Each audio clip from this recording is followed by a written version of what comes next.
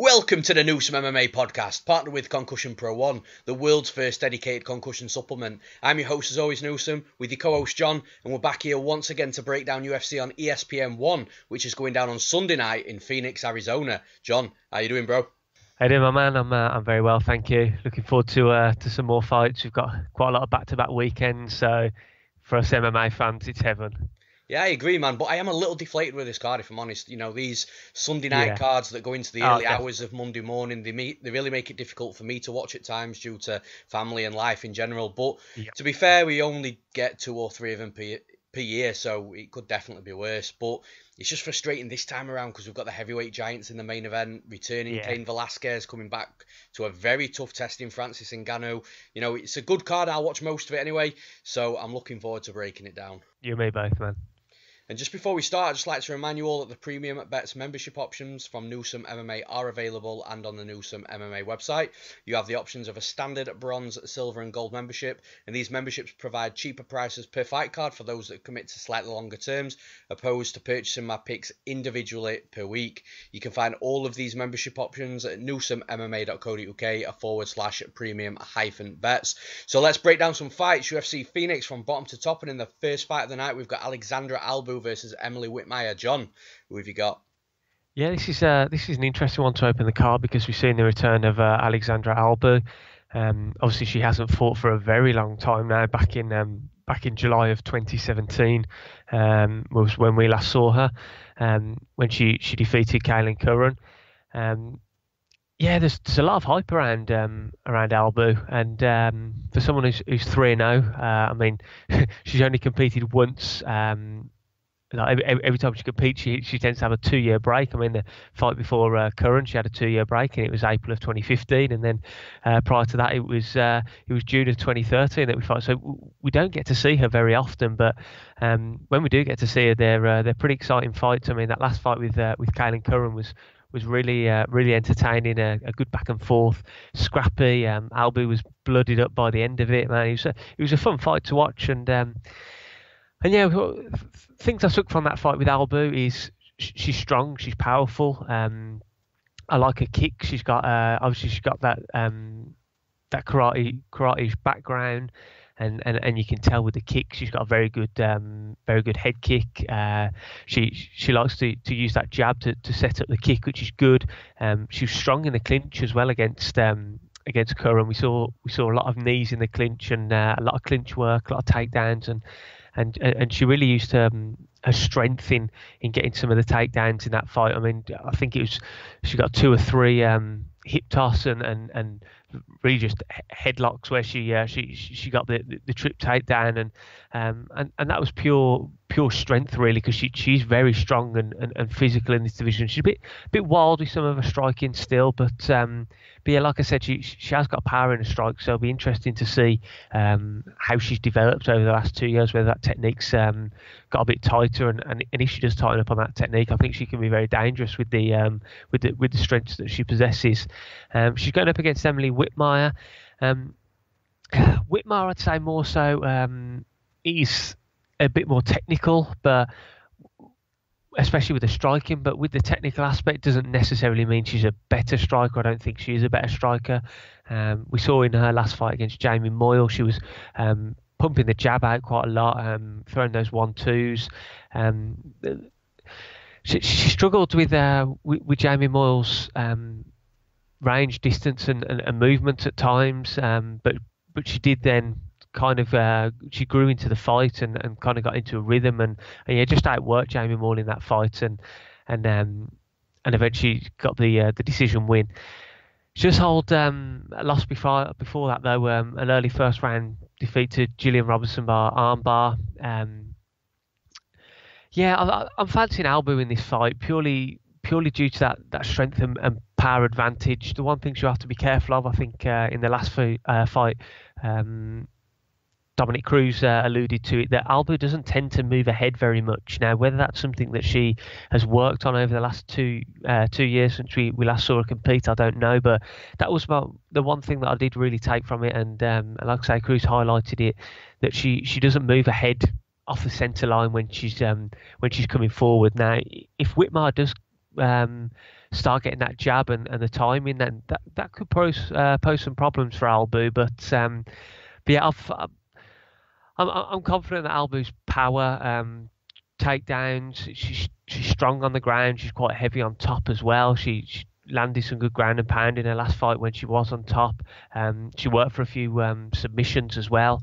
I think we saw an arm triangle and a rear naked choke. I think she went for in that last fight, and we know Whitmire's been defeated by submission a couple of times in her career. So yeah, I'm edging with Albu on this one. I think Albu will get the win. I do think it'll probably go to a decision, but I just think the damage from that extra strength and extra power in Albu's shots will be the difference maker in the judges' eyes. So I'm going with Aleksandra Albu to win this fight via decision.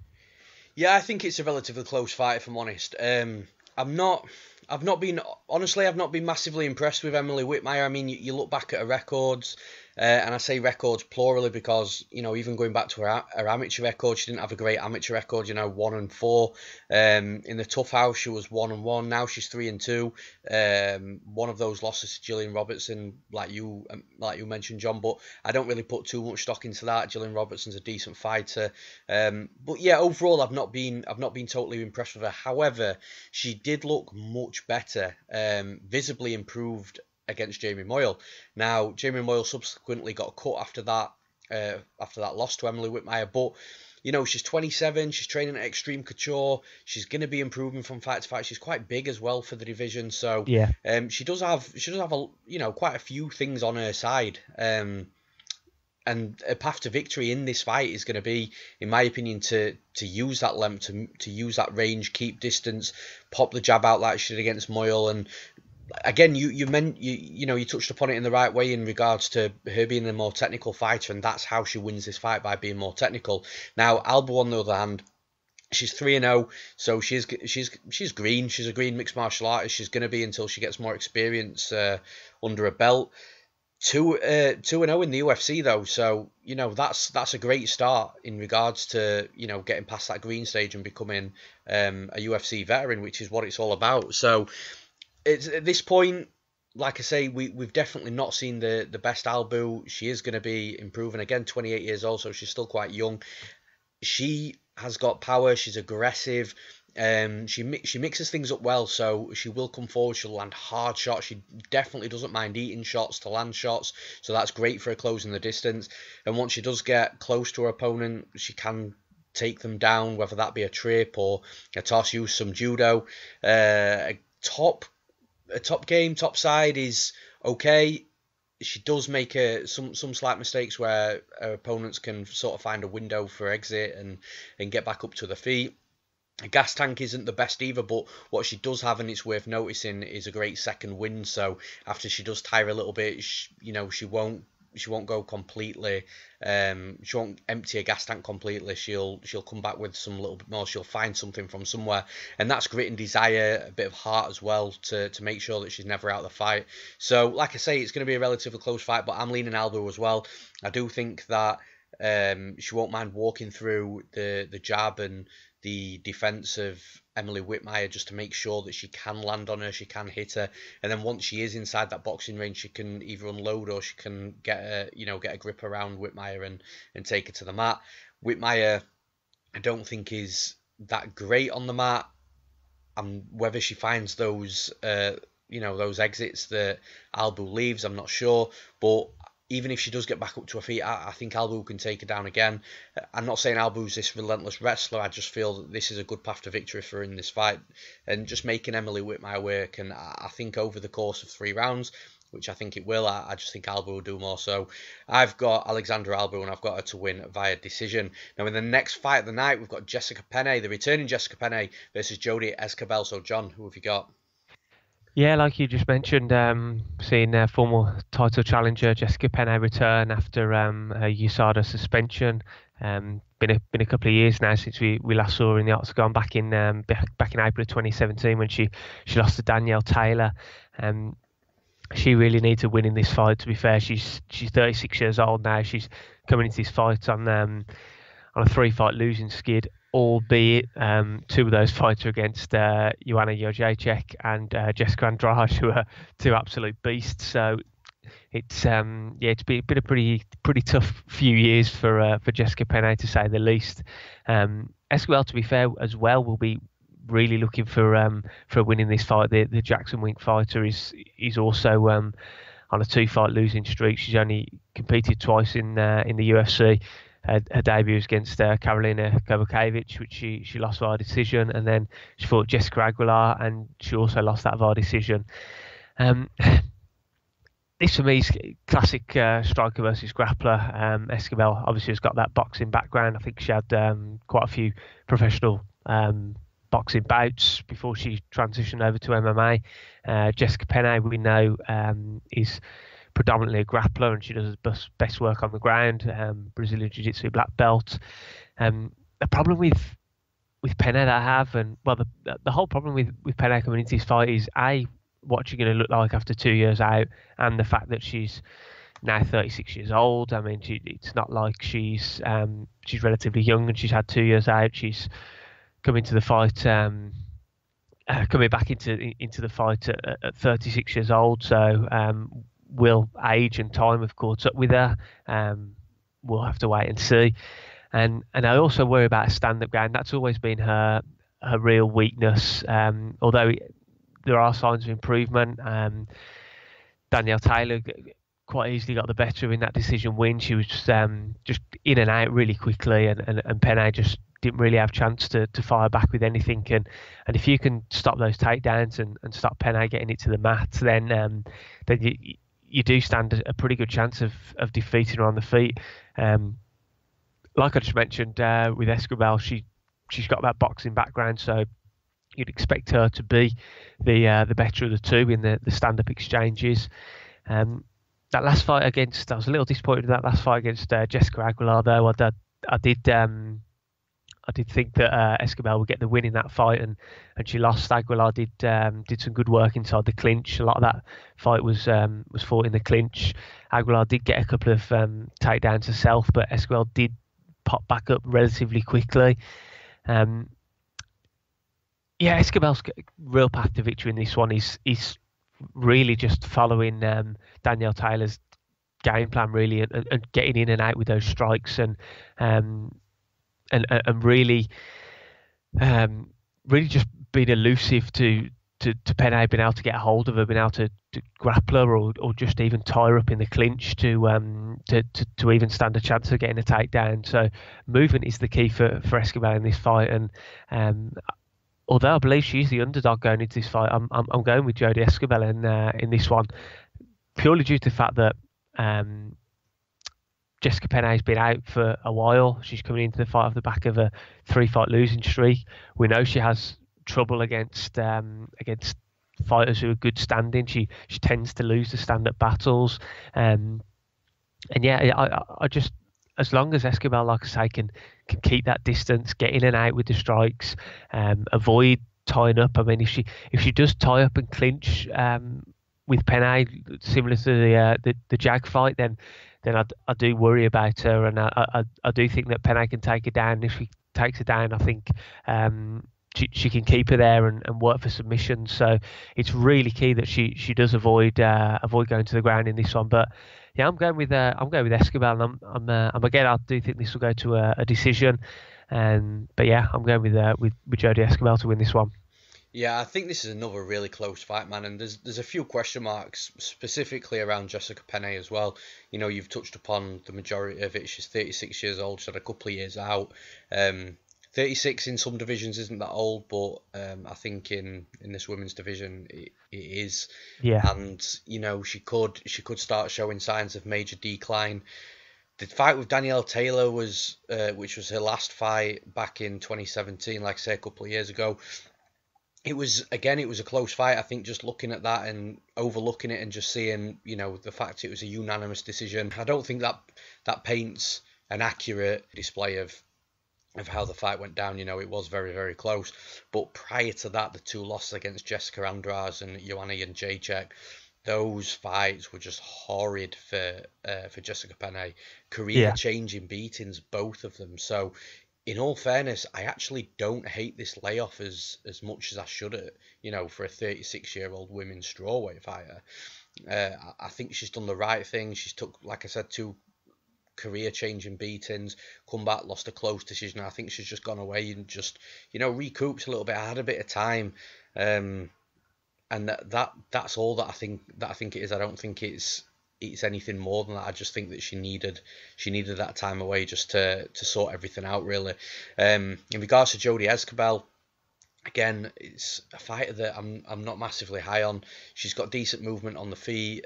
She is quick, moving in and out of the pocket. That's how she likes to fight, but she can be got at. So she, her opponents can get a hold of her if they have that sort of style.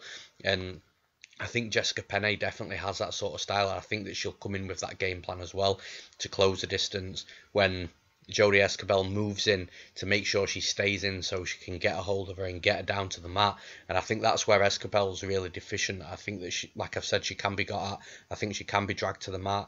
A get-up game we've not seen is amazing. It's okay.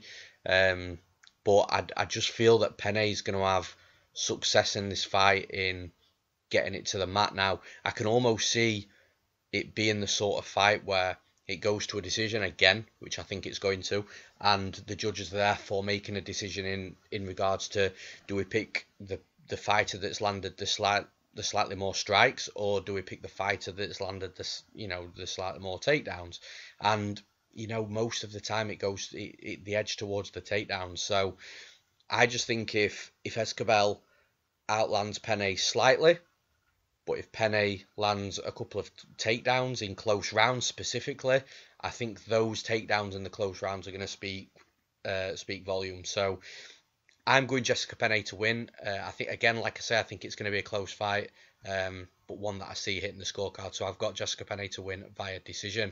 Now, in the next fight of the night, and this is a really, really interesting one, man, we've got Renan Barao versus Luke Sanders. So, John, I'm interested to hear your take on this one. Yeah, man, it's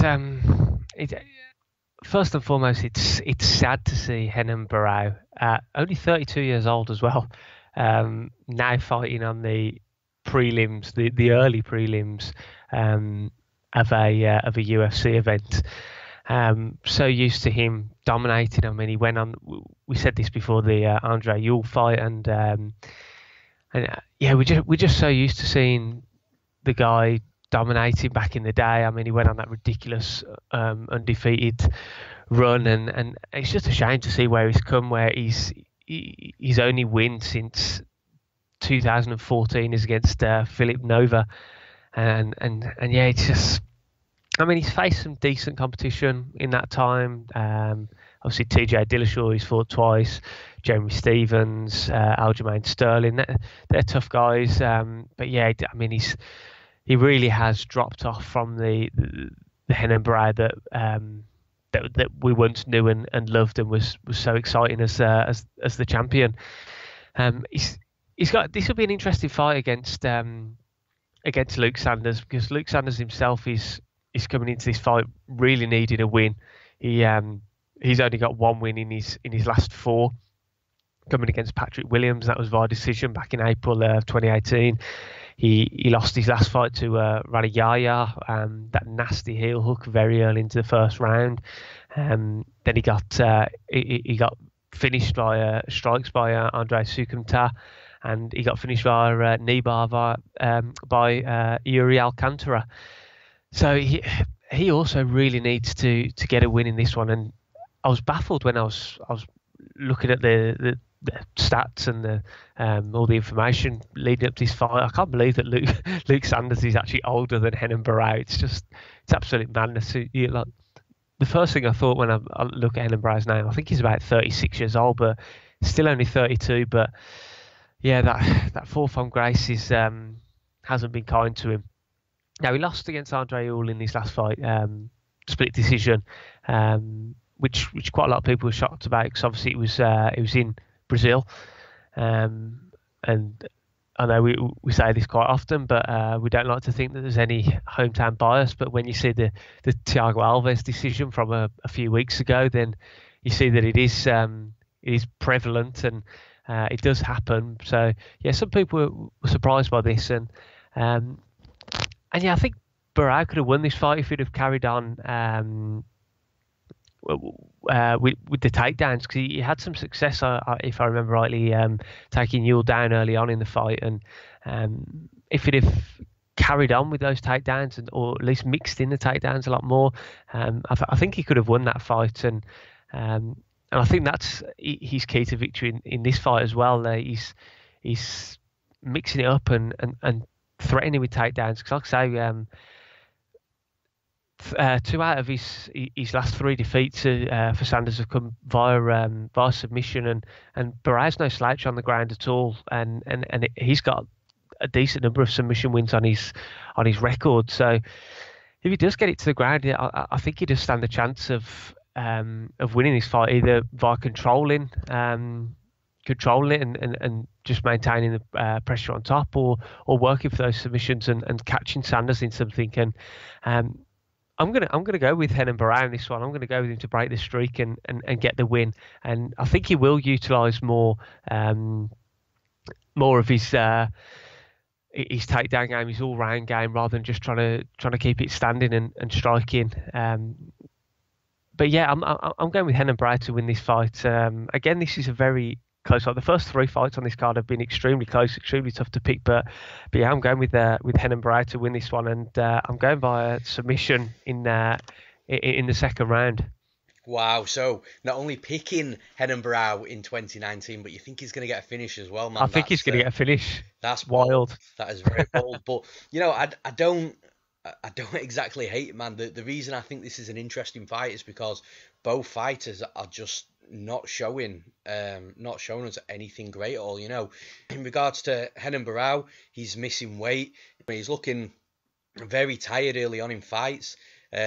He looks tired when he gets hit. After you've landed sort of like 20-30 strikes on him, the dude starts gassing. I bet on him last time out against Andrea Ewell, and honestly, I thought he had something left in him, and I think after that fight, the one thing that it showed me is just the fact that I don't think Barao's got much in him past round 1, at least. Anyway, I think Luke Sanders is going to have a tough first round in this fight. I think Barao is going to be aggressive, be pushing forward, but I think Luke Sanders won't back off either. Luke Sanders will meet him in the middle if he has to. The reasons why I think Barao's going to have a good first round, all the things I said last time Barao fought in that podcast still stand, man. He's got a good back take from clinch. He's crafty. He has different ways of getting it to the mat. And like you said, he still has a good ground game. That's something that's not going to leave him, regardless of how shot he is or how shot we think or I think he is. So yeah, I think Luke Sanders going to have that tough first round. Now, the thing is with Barao, since back in 2016, you look at his last 5 fights, he's 1-4, man, and the only win coming over Philippe Nova. Yes, he's fought Jeremy Stephens. Yes, he's fought Aljamain Sterling in there. But still, it's not a great recent record. Then you look over to Luke Sanders. Now, Luke Sanders' last 4 fights are key for me. The loss to Hani Yahya is not a bad loss. It's how he lost it. So it's that rolling knee bar. And again, you mentioned it earlier, Alcantara hit him with a knee bar as well. These aren't terrible submissions to be caught in because of the guys that he's fighting and the level of Brazilian Jiu-Jitsu that they're at, especially Hani Yahya, who is a Brazilian Jiu-Jitsu ace. So it's not the fact that he's getting submitted by these guys. It's the fact that of how quick that he taps, like especially the Alcantara fight, man.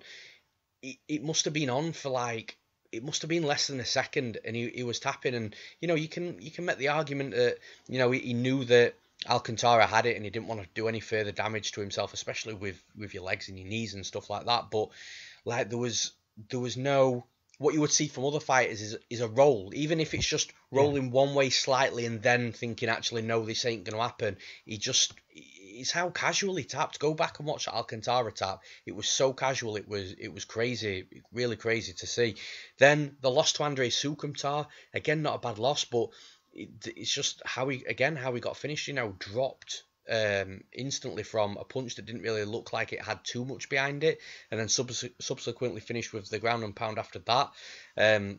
Sukumtar has also shown in his previous fights that his fight IQ isn't great, so that sort of goes against Sanders, the fact that he got beat by Sukumtar.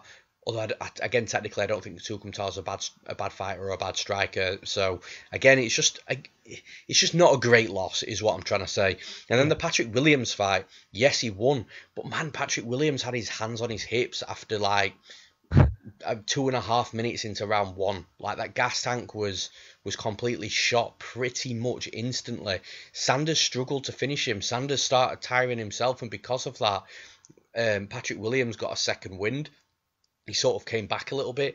He even took a round off Luke Sanders as well. So this is what I mean by all his recent fights. There's something in each of them that's just really, really not right. So it makes for an interesting fight for sure. However, I am going to go the opposite way to you, John. I'm going to pick Luke Sanders to win. I just feel that if Luke Sanders can survive round 1, he can hit Barao. I think Barao's going to tire, man. I think we're going to see a similar thing to what happened in the Andrea Ewell fight. The only difference in this is Sanders puts on a pace early. So, yes, he did step off the gas a little bit against Patrick Williams, but that pace is on early, and that's all you need to really gas out Renan Barao. And once Barao's gassed, man, I think he'll have a nice second round. I think he'll have a nice third round, and I actually think that he's going to finish Barao. I think it's going to be a late finish. I think, like I say, we're gonna see a bit of an aggressive Barao in round 1. I think Sanders is going to meet him in the middle, though. I think that's going to be a close round to call. Barao might even score a takedown. There might even be some scary moments on the mat for Luke Sanders. Very scary if you're actually backing Luke Sanders because of the whole tap situation, which I've already explained. Yeah. But I think he gets through that. I think he gets through that first round. I think Barao starts to tire. He starts to waver. He starts to gas. I think Sanders takes over the second round. And I think the third round, he puts him away. So I've got Luke Sanders to win, and I've got him to win by knockout. Now, in the next fight of the night, we've got Scott Holtzman versus Nick Lentz. So, John, who have you got? Have we mentioned tonight that these fights are close to pick, because this is another one for me that's a really interesting matchup and a real tough one to call. I was extremely impressed with Scott Holtzman in his last fight. He's now won his last 3. He defeated Alan Patrick in the third round from those nasty short elbows from the man. I mean, they were, I don't know if you watched that back, I'm sure you will have, and those elbows, man, he wasn't even, they were hitting Patrick from only a few inches. He was, and they were just brutal, and I was really impressed with him in that fight. He really took away Patrick's movement with that low inside leg kick. Lentz again is another southpaw, I believe, if I remember correctly, and obviously that kick will be available again. Whether he tries to utilise it against the guy with such good wrestling is another thing that I'll get onto in a minute. But yeah, Holtzman really impressed me against Patrick. He showed that he can take a shot, because Patrick threw some heavy hands at him. But just his own timing and the way that, because Patrick moves really, his movement's very odd timing. He's hard to get the timing down. But yeah, Holtzman really nailed it, and he was catching him coming in. He was disrupting him with that leg kick, like I said, which really took away his movement.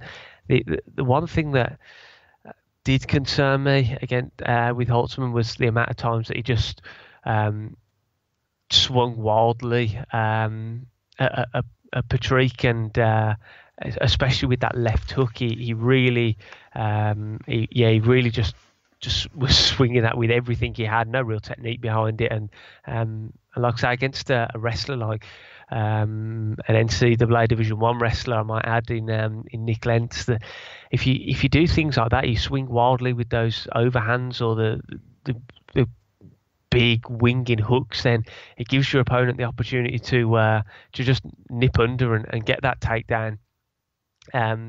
I also recall seeing a couple of scrambles from Holtzman himself, stuffed a couple of takedowns for Patrick, a couple of good scrambles as well, which obviously he will need in this fight if he's going to defeat Nick Lentz, because Lentz is a very good wrestler. Now getting on to Lentz himself, he's come into this fight off the back of a good, I was going to say, a good finish over Gray Maynard. Gray Maynard's pretty much shot though now, unfortunately. He's another one of the guys I'd like to see retire soon, because he's just seems his chin just doesn't seem to be able to hold up anymore, especially following that Nate Diaz fight. He just doesn't seem to have been the same fighter since. But Nick Lentz's striking really was much better. He was much sharper with his striking, crisp, and he damaged Maynard from the very first bell. The one thing I did note, that he did get a bit reckless, and midway through the first round, and Maynard actually rocked Lentz himself with a couple of shots, but then he tried to rush the finish as well and got rocked back. So it was it was a bit of a back and forth, but yeah, Lentz did look good with his striking, and I like the finishing sequence, that head kick that came out of nowhere. That was the final nail in the coffin for Maynard. One thing that I think it was Dominic Cruz was alluding to in that fight, was the amount of times that Nick Lentz seemed to have Maynard on the ropes, and a couple more strikes and he could have been finished, but he resorted back to that wrestling, and sometimes that works. It's obviously important to mix things up, and if you've rocked your opponent, it's easier to get that takedown, and if you specialise in your wrestling, ground and pound and things like that, then obviously you want to get the fight to your well. But sometimes you've just got to seize those opportunities when you've got your opponent hurt and they're up against the cage covering up. I think he could have finished the fight a lot earlier if I'm being honest, and he will have to think about that if he in this fight. If he gets Holtzman hurt, Holtzman is tough to put away, like I said, and if he does hurt him, he'll have to go in there with a clever game plan and strategy and try to put him away, because Holtzman can come back and cause some damage if he doesn't get him out of there. But yeah, I'm going with Holtzman in this fight. I know your age-old saying is don't bet against the NCAA Division I wrestlers, but I really like Holtzman. I really like how he's progressing, and he's looking better with every fight. He was very elusive in his last fight against Alan Patrick, and he stuffed takedowns, albeit Patrick is nowhere near the wrestler that Lentz is, but he stuffed takedowns, scrambled well. He was he caught him with some nice strikes, a 1-2, that low leg kick, like I say, that inside leg kick that really destructed Patrick and visibly hurt him on several occasions. And yeah, I just think if he can maintain his range and get in and out and avoid getting backed up against the fence, and where Nick Lentz likes to shoot and press with those takedowns, I think he's going to come out of this one victorious and get the win. So I'm going with I'll go with Scott Holtzman to win this fight. I can see it going the distance, or again another late finish if Lentz has been trying relentlessly for those takedowns and he can't get them, and Holtzman's been putting pressure on. I wouldn't be surprised if there was another late finish in the third round, but I think it's going to go the distance personally, and I'm going with Scott Holtzman to win this fight. Yeah, I mean, we spoke a couple of weeks about in my opinion, the levels of decline and the levels of just being shot in this sport and in mixed martial arts. And just to remind people, in case they didn't tune in that podcast or they've forgotten. So in my opinion, you've got the decline, which is the start. You've got the major decline, which is your middle, and then you've got your being completely washed or shot, whatever you want to call it. Now, I think Lentz is on the start of that, so I think he's starting to decline. Now, the dude's had 40 fights. It's funny because Holtzman's a year older at 35, Lentz is only 34, but as we mentioned before, it's the age of of the fighter in the game. So Holtzman is so much younger in the fight game than what Lentz is, even though he's a year older in physical age. Now, Holtzman, because of that, is still improving as well. Even at 35, he's looking better and better each fight. He's at the MMA lab, surrounded with some good dudes, Benson Henderson, Henry Corrales and co. You know, he's got a good team around him, and because of that, he is progressing and he is getting better. His best days are in front of him, whereas Lentz is the flip side of that. His best days are behind him. Like I say, I don't think he's completely shot yet. I don't think he's majorly declined, but I think in the next 2 or 3 fights, specifically after this, and depending on how this fight goes, we may see him move from that step of decline to major decline for sure. Now, in regards to him being a Division 1 wrestler, you know, he doesn't opt for that sort of style anymore. And it was an interview I think he had with James Lynch where he had this realization that he wasn't really climbing up the ladder in the division very quickly, and it was because of, you know, he thought it was down to his style, the fact that he felt that he wasn't excitable to watch because he was a grinder, because he was wrestling too hard. So he completely changed his style, and although he does use his wrestling from time to time, he tends to look and opt for a more exciting fight opposed to a grinding fight. Now, his college days are a long time ago, man, so although he is an NCAA D1 wrestler, I don't think that it's going to be that prominent for this fight. And listen, his takedown defense isn't that great. Will Brooks took him down twice. Danny Castillo took him down twice. Islam Makhachev took him down 5 times. Charles Oliveira, Manvel Gamborian, Chad Mendez, Hakran Diaz, Mark Bocek, Evan Dunham. All these guys have taken Nick Lentz down in the past. So the takedown defense isn't that great. And this is another area where Holtzman's improving. His wrestling is becoming good. His takedowns are well set up. They're timed well.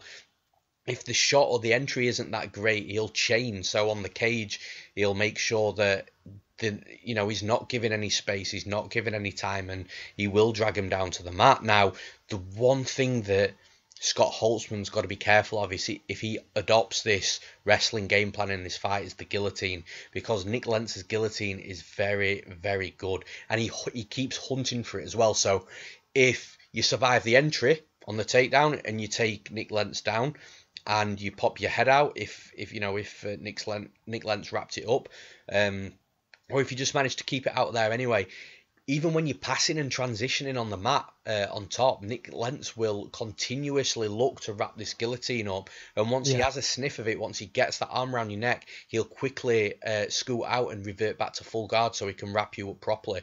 These are the tools that he uses on the mat. Now, a lot of people may think that, you know, it's not a great strategy to be doing this on bottom, but man, it works, and it makes fighters panic on top as well, which, again, once you panic on top, that can leave you further open for being submitted. So this is the stuff that Holtzman's got to be careful of. Now, looking at the more finer details of what Holtzman likes to do, he doesn't tend to pass too much. So whilst he's passing and transitioning, if he doesn't do that, then his neck can't be exposed to anything. And whilst he's on the mat, he tends to put one of his legs up when he's in full guard.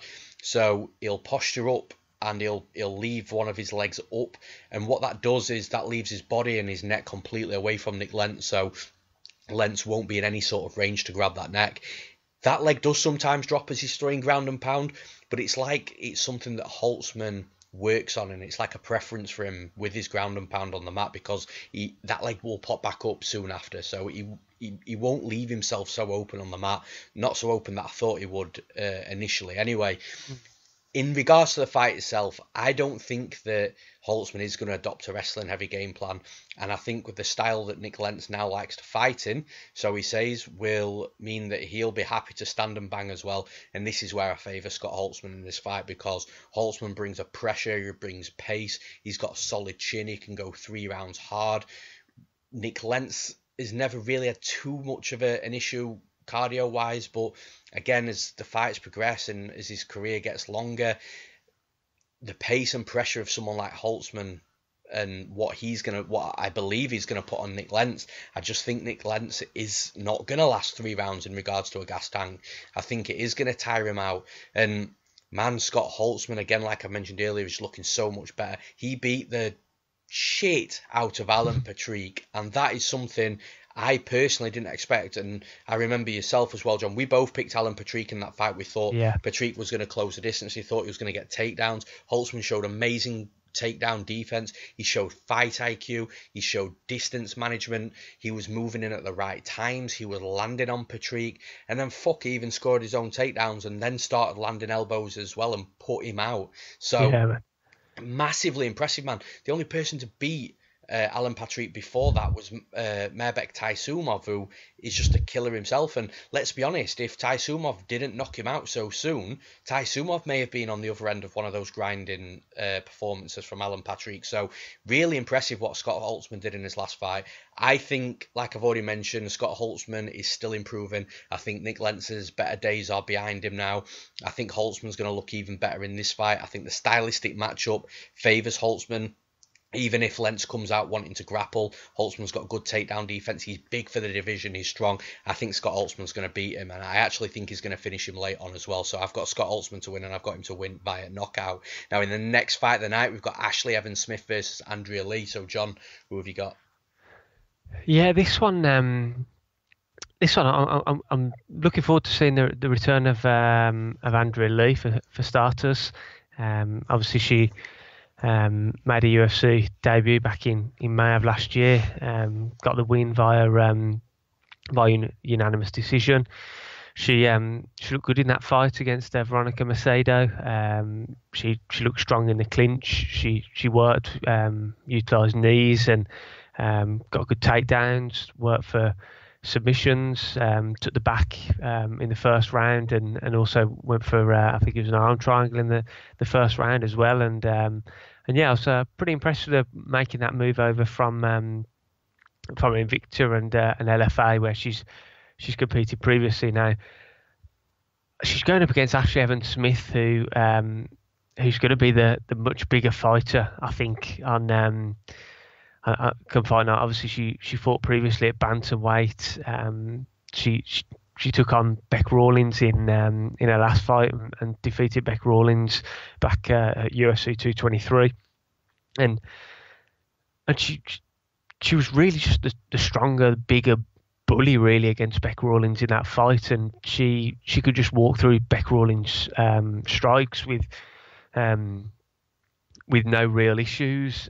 She was clinching up against Rawlins and basically just walking through those strikes to get into the clinch with her, and there she was landing nice strikes from in the clinch. She's landing a lot of uppercuts, knees, those overhands in the clinch, and yeah, she really just beat up Rawlins and was the bigger, more physical fighter in there. And my worry in this fight is it's going to go the same way for Aleksandra Lee. For Andrea Lee.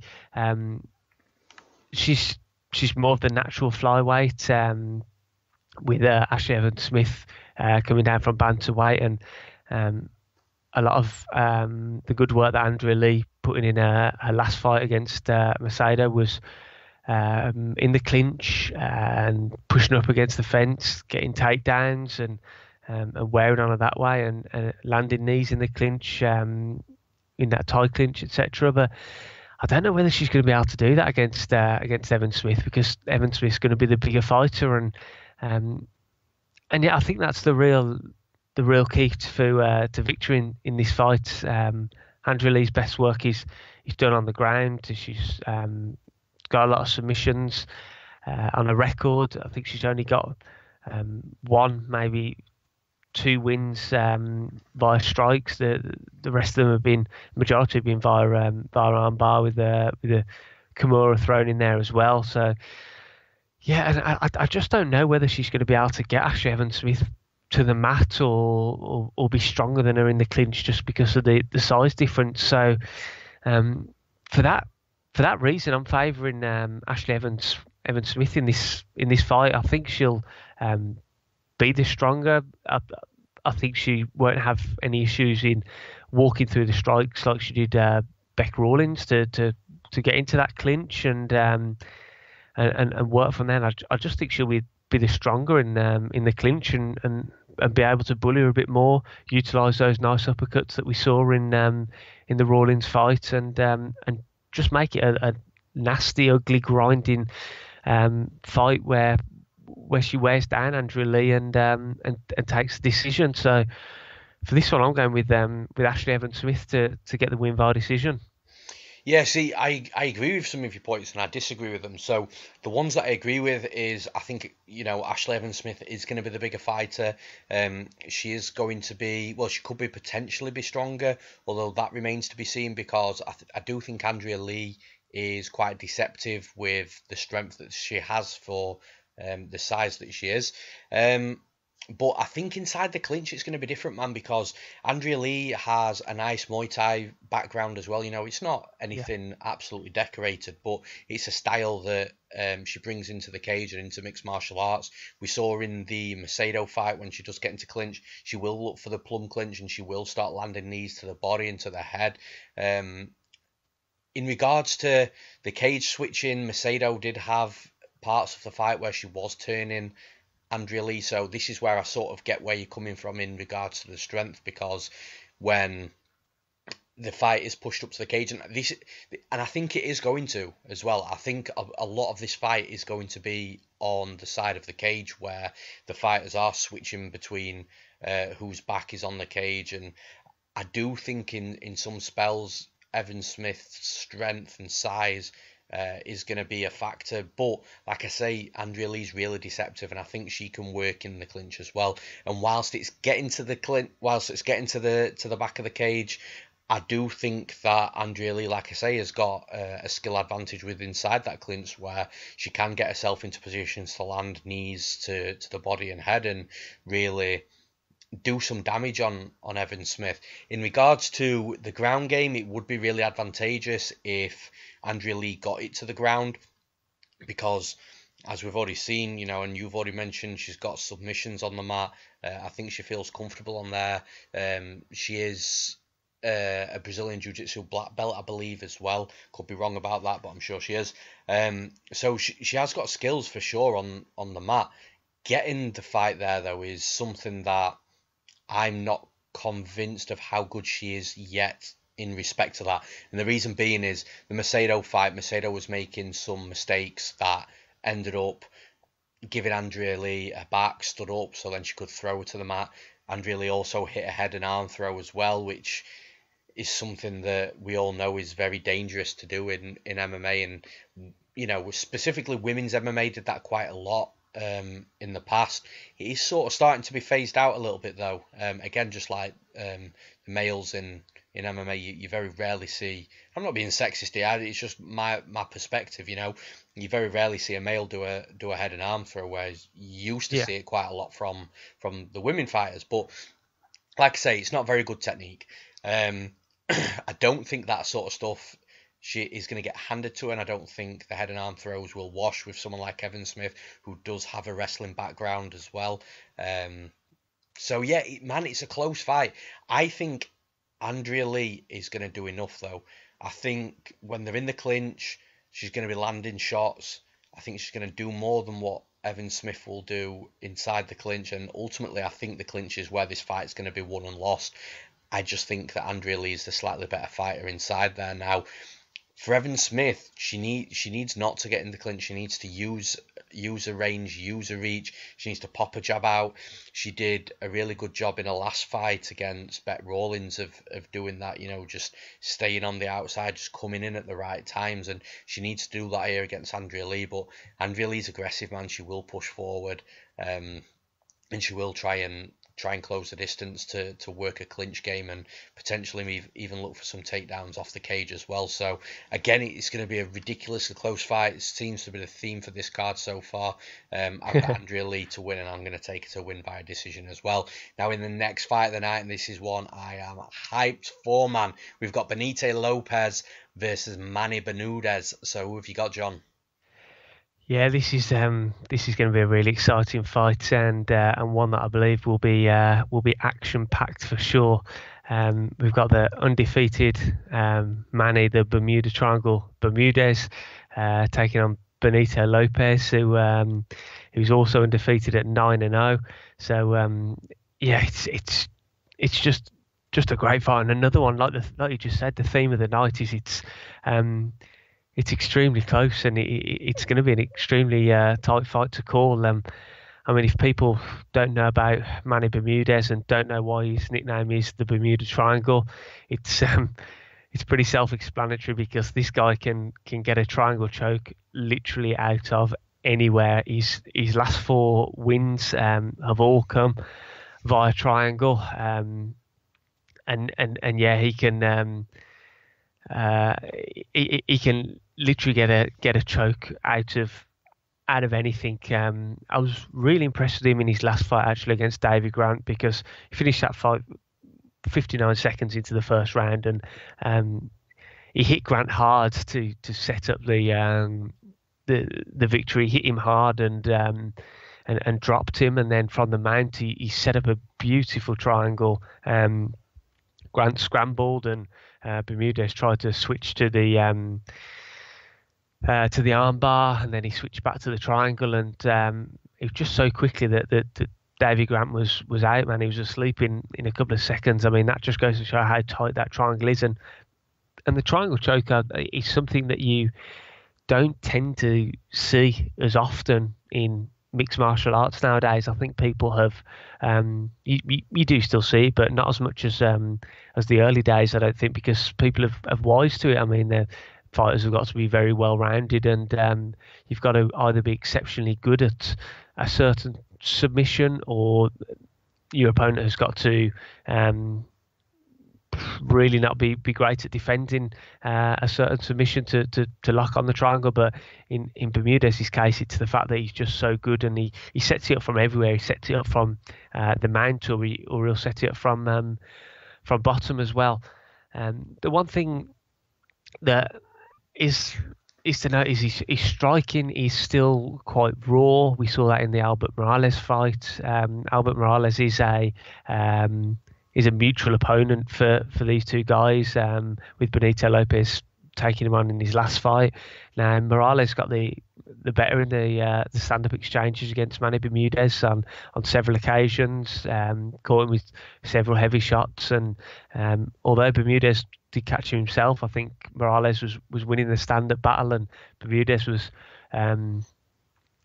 shooting and trying to get takedowns and pulling guard, and he'll do anything to get this fight to the mat and try and tie you up in a choke of some sort. So yeah, that's where Bermudez really needs to work on and improve with the stand up and the striking aspect. Now, Benito Lopez is for me the better striker of the two. Like I just mentioned, they've got a mutual opponent in Albert Morales, who was Benito Lopez's last opponent. That was, if people haven't seen that, especially the first round, that was a really entertaining fight. Morales was rocked Benito Lopez, and then Benito Lopez came back and landed a flying knee, and then Morales came back again and landed big on Lopez. Then Lopez landed another flying knee to put Morales down, and it's just a crazy back and forth, and in the end it was a unanimous decision, but it was a close fight. That was a really close fight, and yeah, it was Benito Lopez who eventually came out with the victory. Now, Lopez fights out of Team Alpha Male. He trains Alpha Male, so obviously we know what they're about with their wrestling. And if Bermudez can't get this fight to the ground, I think he could struggle in the stand-up exchanges. Like I say, I think Lopez is the better striker. He's just more well-rounded in his striking, got a better variation of strikes, throws in kicks, throws in those jumping knees like I just mentioned. Bermudez does have power, like we saw in the David Grant fight, but I think his striking just a little less technical than Benito Lopez. I keep saying it, but it's really close. These are really close fights, but I'm edging towards Manny Bermudez in this fight. I think he can hang with Benito Lopez on the feet, and I do think at some point he'll be able to get the fight to the mat, either setting it up with a strike, with your standard takedown, or with by pulling guard. And he also has got a very dangerous guillotine, and he can kind of switch up and get that guillotine out of nowhere as well. If you're just clinched up against the cage, he's got double unders or over under. He can really flip that switch quickly and wrap an arm around your neck, and if he, while you're defending the guillotine, he'll work for another submission, and before you know it, he's locked on a triangle or something else. So yeah, I just think Bermudez at some point is going to be able to have some success on the ground, and it's pretty close for me in the stand up. Like I said, I think Lopez is the slightly better striker, but Bermudez has power.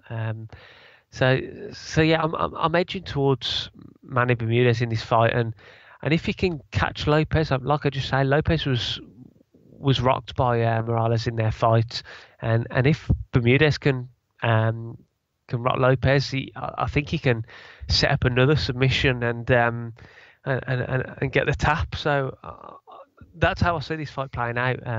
I see him landing a big shot similar to how he did with Davy Grant, and that'll open up some kind of submission. More often than not, it's a triangle, but whether it will be another triangle, I'm not sure. But I think it will set up a submission attempt, and I think we see Manny Bermudez continue his unbeaten run, and Lopez take the first lose his O and take the first loss. So yeah, I'm going with Manny Bermudez to win this fight via submission. So this is how I see this fight playing out, right? So I think it all depends on this very first round, because Benito Lopez comes out fast, he comes out hard, wild, aggressive, throws some really crazy stuff, puts on a ridiculous pace, and all this is actually to his detriment, and will be in this fight specifically, because what that'll do is give Manny Bermudez so many openings to take Lopez down to the mat and potentially submit him, which, if you do get Lopez flat on his back, he does struggle. You know, we've seen that in his previous fights. Yeah. Now, Manny Bermudez hasn't got the best wrestling, the best takedown offense. And like I said, with Lopez coming out this fast and this hard, which I assume he will, because that's what I've seen him do in pretty much every fight that I've watched of his, that will give Bermudez a massive boost in regards to getting the fight to the floor, because he'll use Lopez's pressure and Lopez's weight against him to get him to the mat. Now, if that happens, I do think Bermudez is going to finish him, but Lopez, man, is, like I say, it's to his detriment the way he comes out.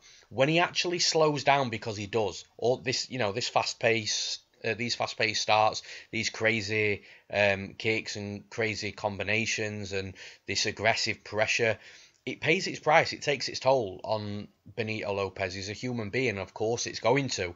But the funny thing is, when Lopez does start to tire a little bit and slow down a little bit, that's actually where he becomes fundamentally and technically a better fighter.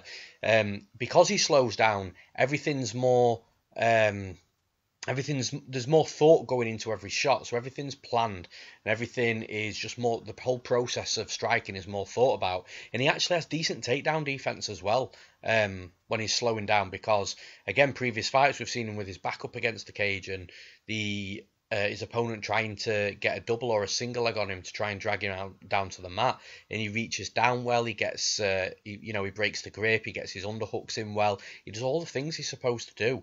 So for me, like I said, in that very first round, or at least for the first few minutes, if he comes out aggressive and can survive being taken down and popping up to his feet, because again, he's got a good get-up game as well, because he's got that ball of energy, I do think that if Bermudez does take him down after he's had a crazy couple of minutes, or if he takes him down once or twice, I do see him bouncing back up. I don't see Bermudez getting him flat on his back. Now, in a scramble, Bermudez can get something, but now we're really starting to get intricate in breaking this fight down. Now, I think Lopez survives that opening few minutes or that first round if he needs to, in regards to actually getting back up off his feet, because I'm very certain Bermudez takes him down if he comes out aggressive.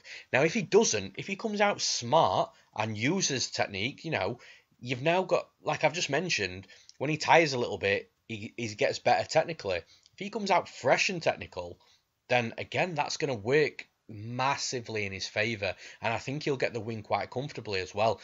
But regardless, I don't think Manny Bermudez's striking is that great. Yes, he dropped Davy Grant, but I think Benito Lopez will piece him up. I think he will light him up on feet. For as long as it's on the feet, I think he will be landing.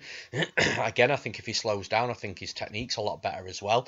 So Lopez, for me, has got a really good chance of winning this fight, and I actually think the only way Bermudez wins is by that opportunistic submission. So earlier on in the fight, grabbing something in a scramble, or if he does manage to get him flat on his back and he advances position quickly to get that solid dominant position on the mat, I think that's where Manny Bermudez wins. But I don't. I think Lopez is going to pop back up for any takedowns.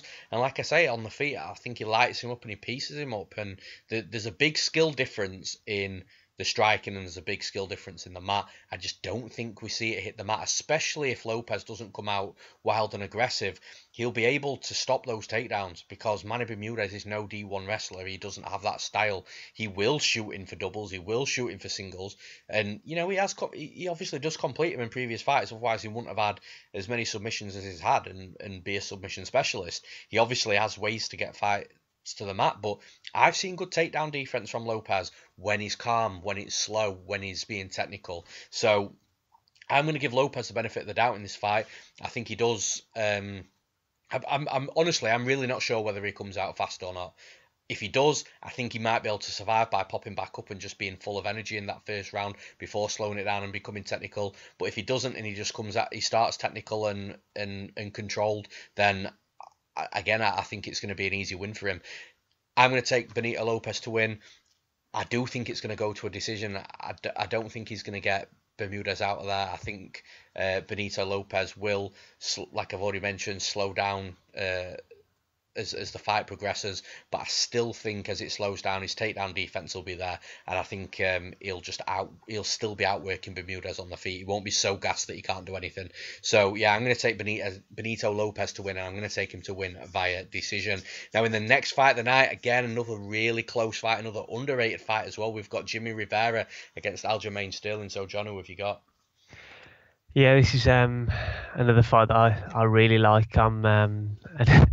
And again, as the thing carries on, a really close fight between. It's great matchmaking for this card. Yeah, it's fantastic. I mean, these are two top bantamweights, and yeah, I mean, it wasn't so long ago that Jimmie Rivera was on the cusp of a title shot, and he lost against the beasties Marlon Moraes with that brutal head kick and follow up strikes very early into the first round. And Aljamain Sterling, we saw him suffer a similar fight against Marlon Moraes, losing via a big knee in round one, just over a minute into the first round. And albeit that I think that one was a bit more unfortunate. I think Aljamain Sterling was shooting in for the takedown just as Moraes was going for that head kick, so it was his knee that kind of caught him. But I don't think he was intentionally going for the knee, but it happens. And yes, since those fights against Moraes, we've seen Aljamain Sterling destroy Brett Johns' leg in that fight, to the point that Brett Johns was really struggling to move, and he really pieced him up in that fight. And then we saw that unbelievable knee bar against Cody Stamann back at UFC 228 in September of last year. Jimmie Rivera has come back from that defeat against Moraes to defeat John Dodson via decision. that fight with Dodson was pretty uneventful. As we know, Dodson likes to be very elusive and doesn't always engage very often. But Rivera got the better of the striking exchanges in that fight and took a unanimous decision victory at the same event, UFC 228 in September. I'm a big fan of Aljamain Sterling. He's got good wrestling. His striking is getting better and better every time we see him in there. He's got good leg kicks. He's got long limbs. He does like to utilise his kicks. His movement and just the technique on his strikes. He's getting better and better every time we see him in there. He's got a long jab and he's dangerous on the ground, like we saw with that knee bar against Cody Stamann and I'm really fancying Aljamain Sterling in this fight. I think he can take Rivera down if he times the shot well. Jimmie Rivera doesn't tend to put people away. When you look at all his recent wins anyway, I think his last 5 or 6 fights have all come via decision. He hasn't got a finish back since back in 2015 when he defeated Marcus Brimage in the first round and in his UFC debut. And he has fought some tough guys in that time. He's got a win over Pedro Munoz, Uri Alcantara, Uriah Faber, Thomas Almeida. I mean, these are all top level bantamweights, but I don't know. I think Aljamain Sterling. I don't think he'll be able to put Aljamain Sterling away, and I just think if this fight goes the distance, I think Aljamain Sterling has got more weapons in his arsenal to win this fight. I think he can. I do think he will be able to take Rivera down at some point in the fight, and which will obviously score well in the judges' eyes. I think he can utilise that jab to good effect. That's getting better on those kicks, those low leg kicks. Jimmie Rivera's a small bantamweight. He's only about 5'4". So Aljamain Sterling will have the height and reach advantage. You know, if he uses front kicks, teeps, those leg kicks, and that jab, I do just think he'll be able to outwork Jimmie Rivera and get a win in the judges' eyes. And I think that's how it's going to go. I think Aljamain Sterling is just going to do more, utilise the weapons at his disposal, utilise that height and reach advantage, and rack up another win and get the victory over Jimmie Rivera in this one. I'm going for Aljamain Sterling via unanimous decision. Yeah, I think it's tricky, man, because again, a lot of the points that you just mentioned, Aljamain Sterling is tall, his range is long, he uses his kicks well, specifically to maintain distance, which, you know, is what he likes to do in most of his fights. Where Aljamain Sterling's deficient is in boxing range. So when someone can get on the inside, especially when they're quick and they've got combinations, they can really work Aljamain Sterling and really start pulling away on the scorecards. And that's Jimmie Rivera. Jimmie Rivera is someone that's very, very quick. You know, he looked faster than Dodson in their fight. Dodson, we obviously know, is super quick. Rivera's got good hands, technique, like I've just mentioned, speed. He's got power as well. So technically, stylistically on paper, this is a horrible fight for Sterling, because Jimmie Rivera, once he gets into his groove, darts in and out of range beautifully. Or, you know, it's almost one of those where you blink and you miss it, because he does it that effortlessly. Now, the problem is here is Sterling's still improving. Now, I've mentioned before, and I won't harp on about it, you know, I was wrong about Sterling in the past.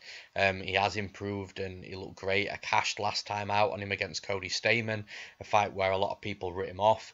And this fight, again, I just feel that we're going to see a better version of Aljo Sterling. In that Stamann fight, he was using his kicks really well. It was activity, it was volume. He was making sure that he did whatever he could to keep at distance to stop Stamann getting on the inside. He had a similar game plan as Rivera. It's just, obviously, Rivera's going to be a lot better than that than Stamann. This is why I see this being a lot of a closer fight. But he was following up with punches after the kicks as well. He was doing all the right things. Now, what I liked about Sterling in that fight with Stamann is when Stamann got close, when he got into that boxing range, it's almost like Sterling recognised it, and what you saw from Sterling then was a reactive takedown. Now that takedown wasn't 100% intended actually to be completed, because it wasn't set up right. It wasn't it wasn't entered correctly, or well, not correctly, but entered efficiently. And to me, that showed that it was a reactive takedown to, you know, stop that forward pressure, to stop his opponent getting on the inside. And listen, if he lands it, if he completes the takedown, he ends up on top, great, that's fine. If he shoots the takedown and he ends up on bottom, again, that's fine, he's a very good grappler. But if none of that happens and it doesn't end up on the mat and it ends up back on the feet, all he's done is disrupt that entry from, no, not the entry to the boxing range from his opponent. He's disrupted that. He's stopped that forward pressure. He's stopped his opponent getting into boxing range. They restart and they go again. And it's smart. It is really smart what he was doing, and I can see him adopting a similar game plan here. So when Rivera does get in, you know, I do expect Rivera to get inside a few times. It's a fight that I actually see going to the decision as well. So over the space of 15 minutes, over the course of a 3-round fight, I do expect Jimmie Rivera to have success in this fight. I do expect him to get inside. I do expect him to land punches. But the more that happens, and the more Aljo recognises it, and the more he adapts with his in-cage adjustments, the more I feel that those reactive takedowns are going to start coming, and it is going to start wearing on Jimmie Rivera, and just really starting to make Jimmie Rivera question and evaluate himself inside the cage of just judging when he can get in without, you know, potentially being shot at. That is going to disrupt him for sure. And I think also the other thing, over the course of 3 rounds, Jimmie Rivera does slow down in fights. He didn't against Dodson. He was dictating the pace of the fight, and the pace was also actually pretty slow and, like you mentioned, quite uneventful as well. So that was never going to be a fight where I think we would have seen Jimmie Rivera start wavering in regards to his cardio and gas tank. But we have seen it in previous fights where Jimmie Rivera does slow down. The Almeida fight is another example of that. I just think over the 3 rounds, Aljo isn't going to slow. I do think Aljo has got the strength to match Jimmie Rivera as well. I know Rivera's more of a shorter, bullish guy, but, you know, Aljo's a ripped, big dude himself. You know, he's going to have, you know, he's going to match him strength for strength. I just think this fight's really close because, like I said, on one side, Rivera is going to have success in this fight. He is going to get inside. He is going to land punches. Will that look better in the judges' eyes? Should it hit the scorecards? Which, like I said, I think it's going to, potentially. But I just think stylistically, Aljo's got some really crafty tools to use against someone like Jimmie Rivera to really halt his game and to stop him getting into his groove. And like I said, he's still improving under Matt Serra and Ray Longo, 2 guys that I think they're the best. I say it every time, they're the best 2 combination of coaches, in my opinion, that you can have in your corner. It's like good cop, bad cop. They work perfectly. Yeah, definitely. So he's still improving under those guys. He's still getting better. And like I say, stylistically, I just think he's got some nice tools to beat Rivera. So like you, John, I'm going Aljamain Sterling to win, and I'm going to take him to win via decision as well. Now, in the next fight of the night, we've got Andrea Fili versus Miles Jury. John, who have you got? Yeah, this is again a great fight. Miles Jury making his return after that brutal knockout loss to Chad Mendes last year. We're very fucking wrong about that as well. I just want to point that out. That was I think you picked Jury as well, right? Yeah, I believe I did. Yeah, I know I did anyway. Awful picks, but yeah. He got completely flattened by Mendes. Mendes looked great in that fight, I might add. But yeah, Miles Jury's one of those guys that I find it really hard to make my mind up of what I think. He's got so much potential. He's still only 30 years old, but I don't know. Just sometimes he seems to, I don't know. I don't know if lose focus is the right word, but he just seems to, just when you think, oh yeah, this guy's going to really kick on now, then he'll suffer defeat when it does tend to be against the higher echelon of opponent. These losses have come to Chad Mendes, Charles Oliveira, and Cowboy Cerrone. So, I mean, there's no real no one could look at him there and say he's got any bad losses on his record. Now, Andre Fili he's a tough dude, man. He's he's what I class as a heart fighter. He fights. He's all heart and grit and determination. He'll bite down on that mouthpiece and meet you strike for strike, and he won't back down. And he lost his last fight to Michael Johnson, a guy that Mars Jury defeated some time ago. But that was a really, really close split decision, and a lot of people thought Andrea Fili had done enough to win that fight. And yeah, what I do like about Fili is his boxing. He's got a good 1-2. He's got that good high kick.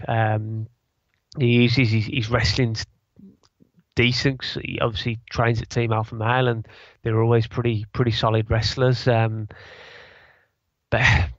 yeah, when I look at these two against each other, I just don't see a way that Fili is going to beat Miles Jury. I don't think Fili has got any kind of real major finishing power. I know he has got some stoppage wins on his record. The last one coming against Gabriel Benitez back in 2015 with that first round head kick, and then subsequent follow-up strikes. But his last few wins come against Hakran Diaz via decision, Artem Lobov via decision, Dennis Bermudez via a split decision. Then obviously lost that fight to Michael Johnson. Now, Miles Jury is a really well-rounded fighter. He can wrestle. He's a Brazilian Jiu-Jitsu black belt. He's got good striking, although we didn't get to see a lot of it in that Chad Mendes fight because Mendes found out his timing pretty quickly and put him away with that massive bomb. But I don't think Fili, like I say, has the power that Mendes does to land that one shot to change the course of the fight. Miles Jury has a victory over Rick Glenn, who is now a teammate of Andrea Fili at Team Alpha Male. I don't think he was back when they fought back in December of 2017 at UFC 219. But Rick Glenn's a tough guy, man, and he's a similar mold to Fili. He's just a tough grinder. I think Fili's slightly more technical than Rick Glenn, but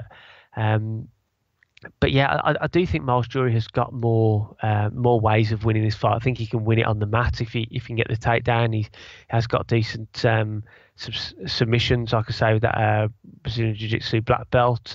And he can finish it with strikes. I mean, we saw that against Takano Rigomi, albeit Takano Rigomi's not the fighter that he once was, but this was back in 2014. So Rigomi had a bit more substance to his name than Takano Rigomi nowadays. And then Mike De La Torre with that brutal ground and pound in the first round when they met at UFC 210, and that fight really showed his wrestling. He just got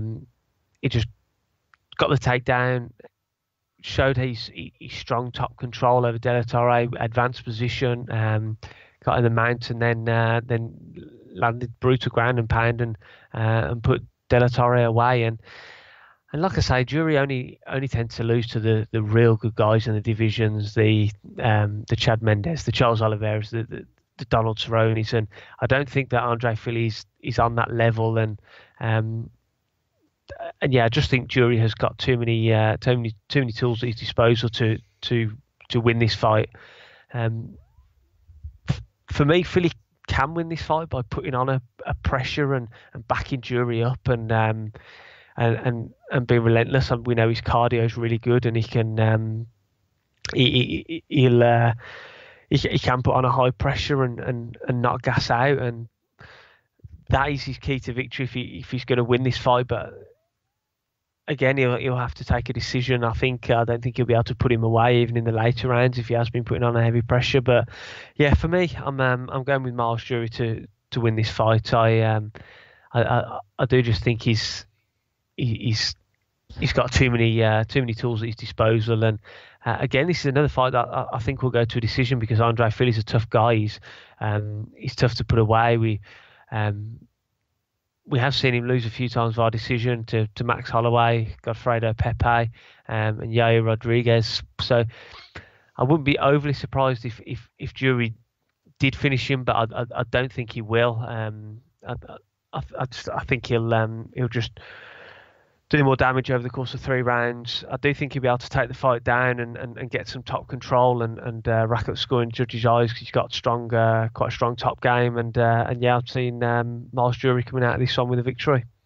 My analysis of this is completely opposite to a lot of the stuff that you've just said. So, I mean, for me, specifically on Miles Jury, I'm always, there's something with the dude. I'm always expecting to be wowed by him, and I've just come to the conclusion that I just don't think he is that type of fighter that is going to wow you. Now, what I will say about Miles Jury is he is very well-rounded. So he has got decent grappling, he has got decent stand-up, his cardio's okay as well, his wrestling's okay. But this is what I mean, I just feel like he's an okay fighter. Now, I get the points that you've just mentioned in regards to him only losing to the real good guys, so Chad Mendes. By the way, Chad Mendes is now retired now, so you've got to take that into consideration, that actually, although it was impressive from Chad Mendes, it may not have been as impressive as what we thought it was at the time.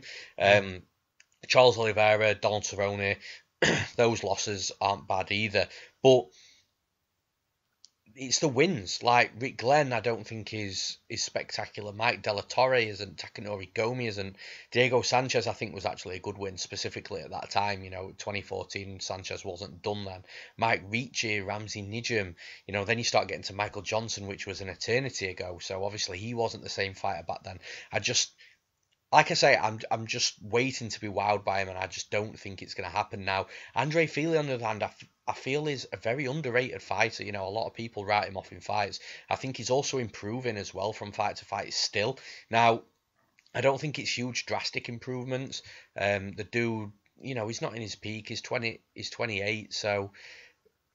Sorry, he probably is in his peak at 28. He's definitely not past it, and I don't think he's going to get massively better than what he is right now, but the improvements from fight to fight are still there. It's still visible. His striking's getting better, his boxing's getting better, his takedown offense, the timing on those double legs are absolutely incredible. You can tell the work that he's doing over at Team Alpha Male with his head coach Danny Castillo, which again is another guy that I like in the corner of fighters. So I feel that he's underrated and he's getting better everywhere.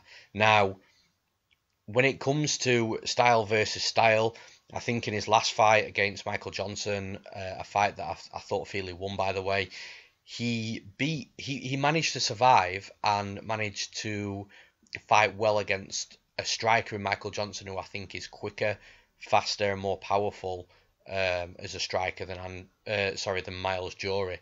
I also think that Andre Fili has fought decent grapplers as well, sort of on the level of Miles Jury. Now, for me, the path to victory for Jury here is to get Andre Fili down. I think that he has to have some top time, whether it just be pinning him to the floor and doing enough for the referee not to stand them up and just running the clock down and winning the decision that way.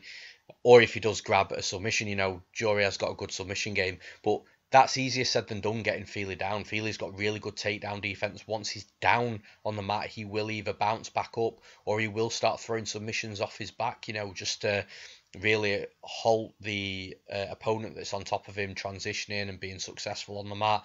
But like I say, all this sort of stuff, specifically in the wrestling department, is improving from Andre Fili. He has got good takedown defense, and I actually don't see Jury being able to get him to the mat.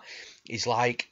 Andre Fili, what I like about him is this big ball of energy. Like you've already mentioned, John, he does set a high pace. He can do that for 3 rounds. He doesn't tire. And like I say, he's just this ball of energy inside the cage that is active constantly, whether it be kicks followed with punches, combinations, being on the move, in and out of range, using angles, stepping side to side. He's constantly doing something, and I feel that sort of style is going to be a style that Miles Jury is going to struggle against. Miles Jury also slows down as well, so it's not massively noticeable because he doesn't set a high pace in his fights. Everything does seem to be, like I've just mentioned with Benito Lopez earlier on, it's a lot more calmer and technical. That's the sort of pace that Jodie puts on inside the cage. So when he does slow down, you don't notice it as much, as opposed to someone that's coming in at 100 mile an hour slowing down. You then notice that. But when he starts slowing down, Fili's still going to keep going. Now, in this fight, I'm quite confident that Fili is going to win round 3. And by the way, I do think it's going to go to a decision, if you haven't guessed already. So I think that Fili will win round 3, because I do feel that after the pace that I think is going to be dictated by Fili that he puts on in the first 2 rounds, I think we do see Jodie slow later in the fight. So if Fili, if I'm right and Fili takes round 3, that just leaves him having to take one of the opening 2 rounds, which I definitely think he can take one of those 2 rounds. So I think Fili is going to win, and I'm going to take him to win via decision. Now, in the next fight of the night, we've got Vicente Luque against Bryan Barberena. Again, a really good fight. John, who have you got? Yeah, this is a good fight, but for me, we said this about Vicente Luque previously. When he fought, when the fight was announced against Jalen Turner, it was just a bit surprised at them giving him Jalen Turner in that fight, because I think Luque's on a better level than that, and I'll probably be giving away my pick pretty early here, but I also think he's on a better level than Bryan Barberena.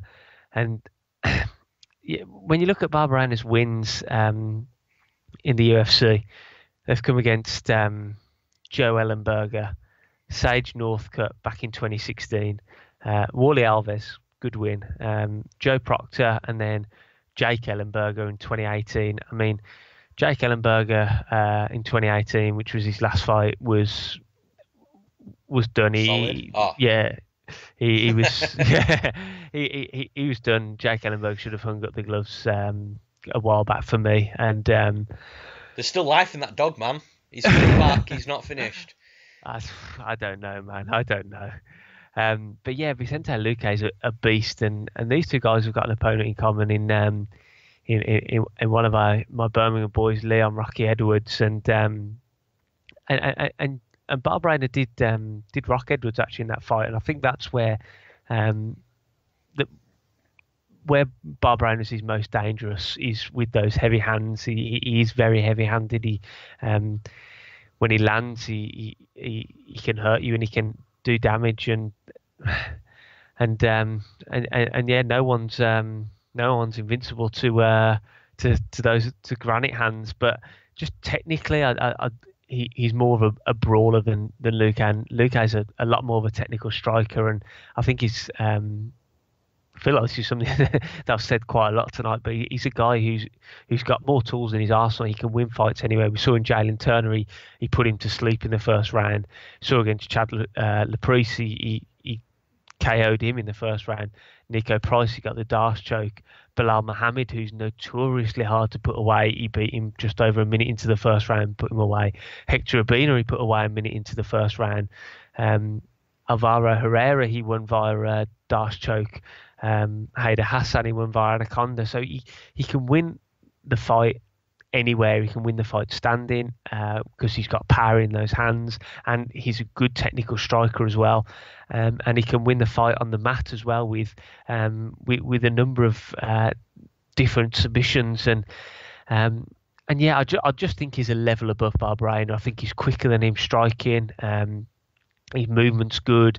I think he cuts angles well, and I just think Barberena in this fight will be a bit too flat-footed and slow to be able to land one of those bombs on Vicente Luque, and yeah, I can see Luque landing on him and landing often. Whether he'll be able to put him away, I don't know, because Barberena's a tough guy, man. He's he has got a good chin, but when you look at the guys he's lost to, we'll look at the 3 guys he's lost in the UFC: Chad Laprice, Colby Covington, and Leon Edwards. Of course, they're the 3 of them aren't particularly known for their brutal one-punch knockout power. And you look at the number of first-round stoppages Luque's got on his record. he has more stoppages than a lot of those guys, and I think so. So I don't know whether Barberena's, like I just mentioned, he's got a good chin. I don't know whether he's been necessarily tested against the heaviest of hitters. They're more, Covington's more of a grinder wrestler. Leon is more of an accumulation of strikes kind of guy. But yeah, I just think Luque's a level above Barberena in his striking in this fight, and like I say, I think he'll have the power. He's got the technique advantage. He cuts angles well, and I think he'll rock Barberena. I actually think he's going to finish him with strikes. I think he'll be able to get shots off quicker before Bryan Barberena can react, and I think he'll rock him. I don't think he'll put him to sleep, but I think he'll do enough to wobble him and land follow-up strikes until the ref pulls him away. So I'm going with Vicente Luque to win via stoppage in this one.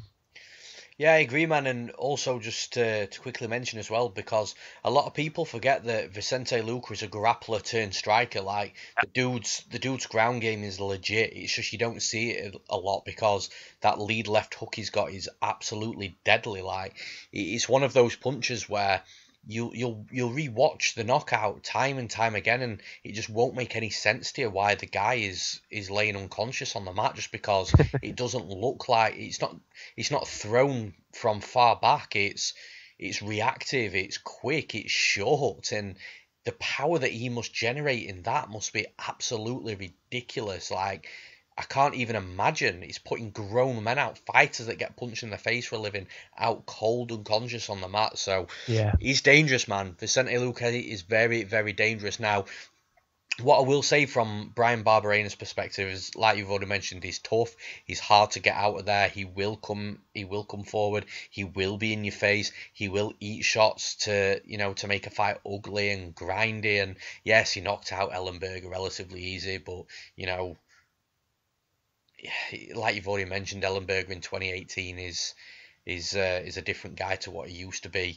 Now, the thing is with Bryan Barberena in this fight is I don't think he's going to knock Luque out. So what Barberena has to do is come forward, be gritty, ugly, dirty, grindy.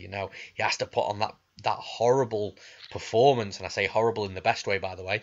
He has to put on that horrible performance that really suffocates Luque, doesn't allow Luque to be in a position to look for a takedown.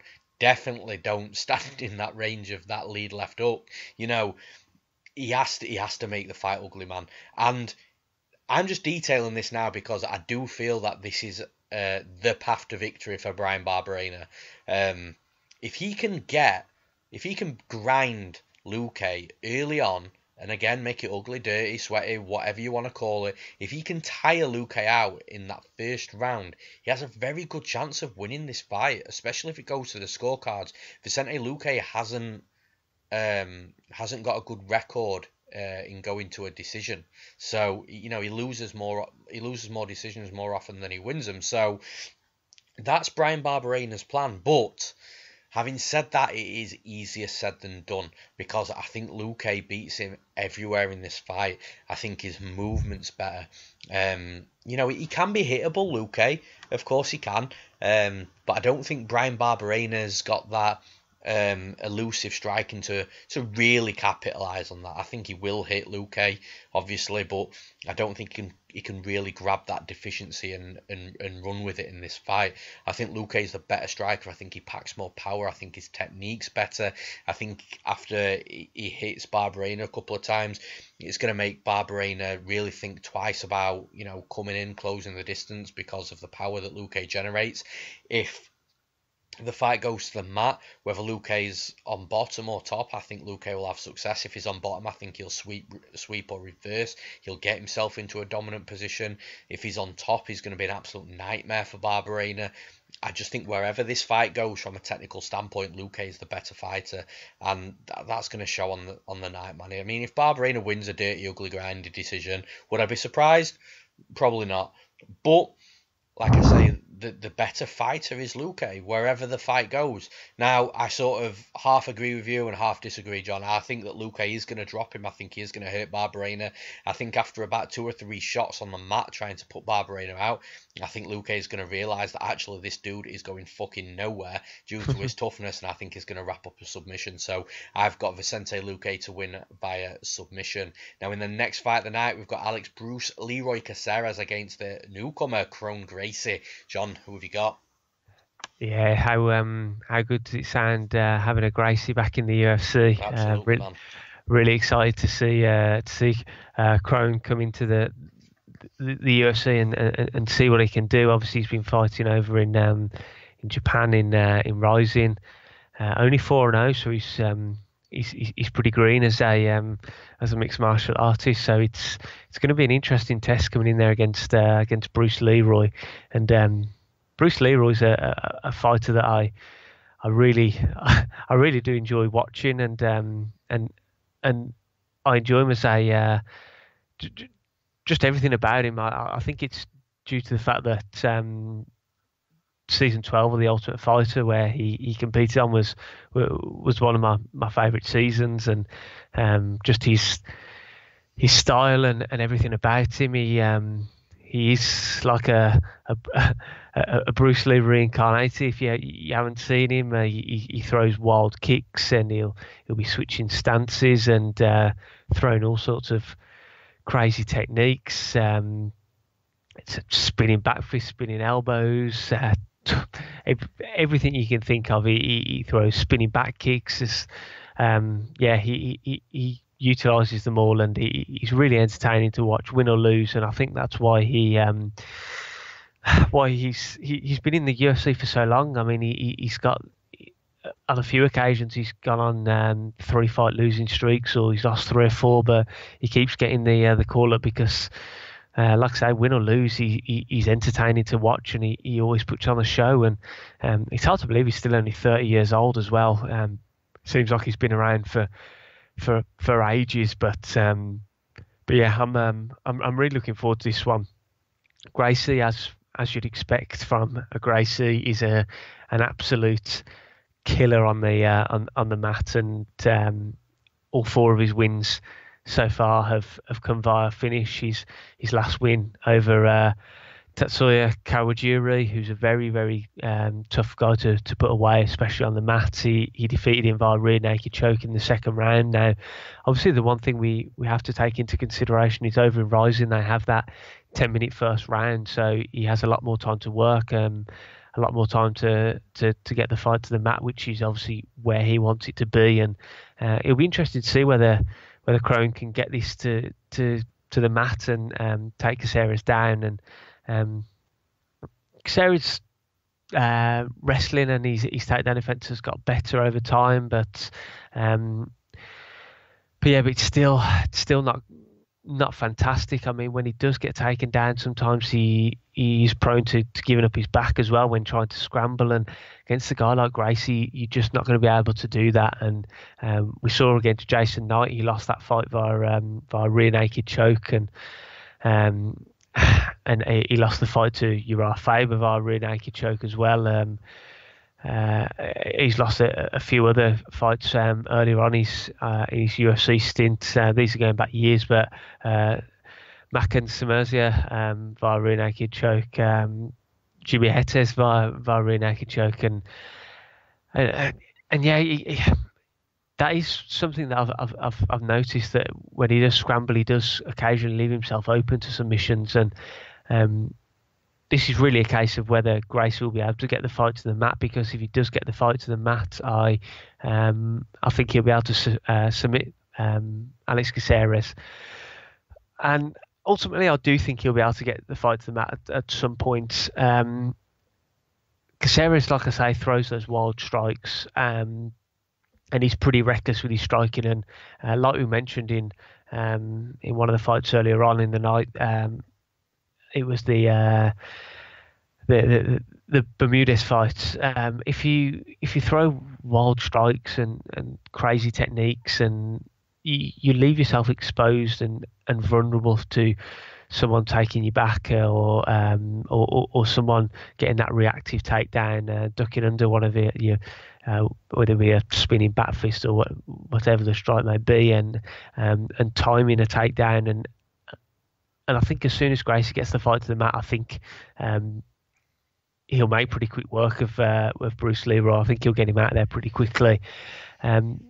So for me, Caceres has really got to utilise his movement. He does move well, switch stances well, uses, like I say, a range of kicks, but he's really got to try and maintain that distance in this fight and not be too wild with his striking and leave himself vulnerable to being taken down. But at some point, I do think that he will get taken down. I do think he'll do something that'll leave himself exposed, and Gracie will get the takedown, and from there I think he'll work to a position where he can lock on a submission and get the win. I think it will be via rear naked choke. I think Bruce Lee will give up his back at some point, and in a scramble trying to get back to his feet, he'll leave that neck exposed. And I think Gracie will come in and get the win on his UFC debut and hand Bruce Leroy defeat. So yeah, I'm going with Kron Gracie to win this fight via submission. Yeah, I think this fight's a lot closer than the betting lines suggest for a start. Kron Gracie seems to, like you said, he's green, but he is developing his game in MMA, and that development, especially as a Brazilian Jiu-Jitsu ace like Gracie, and obviously the family that he comes from, you have to develop your striking to set up your takedowns correctly, to get good entries, and you also have to work on that wrestling as well. The ability to be able to get the fight to the mat. You can be, you can have all the quality in the world in regards to grappling and jiu-jitsu, but if your wrestling's not there and you can't get fights to the mat, then you're gonna struggle. And I ultimately feel that's where Kron Gracie is right now, because it's evident to see when he's pulling guard. He's constantly pulling guard against the opponents that he's fought. So like the Kawajiri fight, for example, there was so much dirty boxing in that fight, such close quarters, and that's exactly what a wrestler wants. A fighter that wants to get the fight to the mat, should I say. That's exactly what that type of fighter will want, because the distance is already closed. All you have to do is drop down to a single or a double and, get the fight to the mat, get it to where you want it to be. And Kron Gracie just wasn't taking advantage of that. So to me, that shows that his game is seriously in development, and he has taken a bit of time out of MMA. I think it's a couple of years. 2016 we last saw him, so it's been like 3 years since we last seen him. The development that dude could have had in that time could honestly be astronomical. So it's almost like you can't really be that sure of what we're going to see from a 4-0 fighter that's been out 3 years with the team that he surrounds himself with. He's with Nate and Nick, but obviously he's got his family to help as well in regards to development and improvement. So, but from what we know of him, from what we've seen of him, I think there's definitely developments that need to be made, because like you've mentioned, that first round in Rising was 10 minutes. That's where he did all his assessment of Kawajiri on the mat and tried to spot patterns, just like Anderson Silva, for example, would spend a couple of minutes in each fight, figuring out his opponent on the feet, looking for trends, looking for patterns, looking for how they come forward, how they exit, all those sort of things that a striker looks for when they're evaluating their opponent in the cage. Kron Gracie will have done that on the mat, on his back, pulled guard, and he's just evaluating things and seeing, where sort of he can get Kawajiri. And he spent predominantly that first 10 minutes of that first round doing that, in my opinion, because when he pulled guard in the second round, he submitted him fairly quickly. So to me, that tells me that he spent 10 minutes figuring out, and in the second round he got him. You're not going to get those 10 minutes though in the UFC. We all know the 5-minute rounds, so he's not going to get as much time to do that. But remember, in that Kawajiri fight, Kawajiri was insistent on being close to him. Alex Caceres isn't going to. He's going to be on the back foot. He's going to make Kron work for to get him to the mat for sure. Alex Caceres' movement is elusive. It's quick. He angles. I just think overall his stand up is so much better than Kron. The thing is, I think Kron's still going to get the takedown somehow, whether he pulls guard or whether he has just developed in the time that he's had out and his wrestling is now at a point where he can take Caceres down. Once Caceres is down, I think it's going to be a wrap on the mat, because Caceres has shown multiple times tendencies to give his back, tendencies to just get submitted in general. He's not great defensively on the mat, and I'm telling you, Kron will roll all over him in that aspect. But honestly, man, would it surprise me if Kron struggled to get a takedown and lost a 3-round decision to Alex Caceres? Absolutely not. No way would that surprise me because of what I've seen. I would then question why he's been out for 3 years if those developments haven't been made, but it still wouldn't surprise me. But like I said, I see Gracie getting that takedown or pulling guard at least once. And let me just talk to you about how good this dude's ground game is, even off his back, right? He pulled guard against Kawajiri, and he was in full guard, and he was looking for this, and he nearly actually pulled it off. I've never seen anything like it before. So he nearly rolled from full guard to the side all the way into back mount in sort of not one straight transition, but with keeping that closed guard. He nearly rolled all the way from bottom over to the top of Kawajiri's back. He nearly got it before Kawajiri realised what he was doing. And then he sort of sorted himself out, but then it just put Gracie in a good position on the mat anyway. So the dude's phenomenal on the mat. He really, really is. I do think he gets it down at some point in the fight. And at that some point, he will grab the submission. So I've got Kron Gracie to win, and I've got him to win via submission. Now, in the next fight of the night, we've got Cortney Casey and Cynthia Calvillo. John, who have you got? Yeah, I'm a big fan of Cynthia Calvillo, mainly due to the fact that she's just a badass, and she likes going in there, fighting and roughing people up, and coming out of there with the win. Obviously, she's 7-1 so far in her professional career. The sole loss coming via decision to Carla Esparza back at UFC 219 in 2017, but we saw her come out against Poliana Botelho in her last fight back in November last year, and she gave us a finish. I mean, she put on a great performance and just dominated on the mat and got the rear naked choke towards the end of the first round. And one thing I do like about Calvillo is she's always looking for a finish. And what I mean by that, I mean people might listen and think, well, isn't that the whole point of this whole sport? People trying to finish someone else, but quite often we see that they don't. And Calvillo is one of the female strawweights that really does always actively pursue a finish, and we saw that against the likes of Pearl Gonzalez, where she got the win. Again, a rear naked choke late in the third round. She defeated Amanda Cooper via rear naked choke back at UFC 209. She's got good wins on her record. Gillian Robertson, only back in 2016, we mentioned Gillian Robertson earlier, and she's a dangerous fighter. She's got some good wins so far in the UFC, and she defeated her in 2016. And Montella De La Rosa, who we saw this past weekend with a good win, she put her away in the third round via strikes back in 2017 at LFA. So yeah, Calvillo can win this fight. Can win fights in a number of ways. But she's got good striking. She's quite scrappy, but yeah, she's got good striking. Aggressive with the striking, comes forward.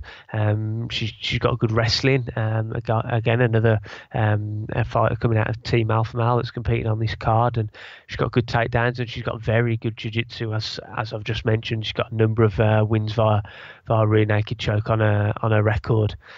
And she's going up against Cortney Casey, who's currently 8-6, and I'm not particularly sold on Cortney Casey yet, to be honest. I know she won her last fight against Angela Hill in a very close split decision, but prior to that she lost her previous two to Michelle Waterson, Felice Herrig, and then she beat Jessica Aguilar, but I'm not particularly high on Jessica Aguilar either, to be honest. And then prior to that, she lost to Claudia Gadelha, and she does also have losses to Siho Ham and Joanne Calderwood on a record. Of course, Cynthia Calvillo holds a win over Calderwood herself, and quite recently as well, back in July 2017.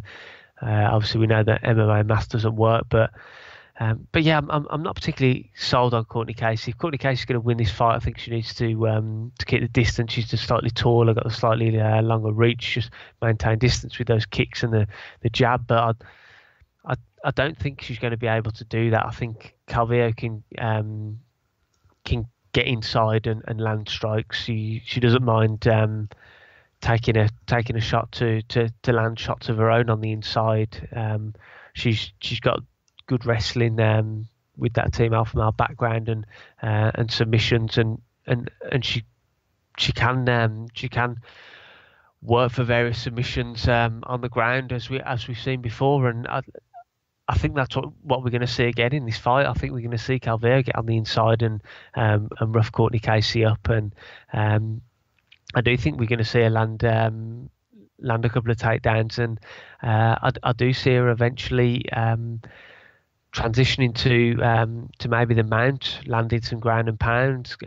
Cortney Casey turning, giving up her back, and Calvillo locking up another choke and getting another win. But yeah, I'm going with Cynthia Calvillo in this fight. I think she's going to get another submission and continue to climb the strawweight rankings. So yeah, I've got Cynthia Calvillo to win by submission. Yeah, man. Calvillo, like you've already mentioned, her grappling's really good, and she's got great tendencies to always find that way to the back. It's almost like a magnet. Yeah, she's really, really good, a really good grappler. And as I've just mentioned with the Kron Gracie fight, what a good grappler needs is good wrestling, and this is progressing with Cynthia Calvillo. And I was actually wrong in a lot of the breakdown and analysis that I gave in the Botello fight, last time they fought. Calvillo looked great wrestling. Like, a wrestling and a takedown offense is improving massively from fight to fight, and it is going to get to a point where she is going to be able to score takedowns against most fighters in that division, and that's really dangerous for her opponents, because, like I say, her grappling's really good, and she always seems to find a way to get to that back, via multiple routes and multiple avenues. Her striking, I still don't think is that great, but listen, if you're that good of a grappler and your wrestling's improving, you don't need to be that good of a striker, because you're going to be able to get the fight to where you need it to be. Now, unfortunately for Cortney Casey, this is where she's deficient. Waterson took her down, multiple times in that fight. She had success. Yeah. And that's really where I see the fight that is probably closest to what we're going to expect from Calvillo versus Casey. Yes, Casey was locking up submissions against Michelle Waterson off her back, making it close that way. But I just don't think we're going to see that with Calvillo. Calvillo's not gonna allow herself to be locked in those positions, those submission positions where she's put in danger or she's being made to stall on the mat. I don't see that at all.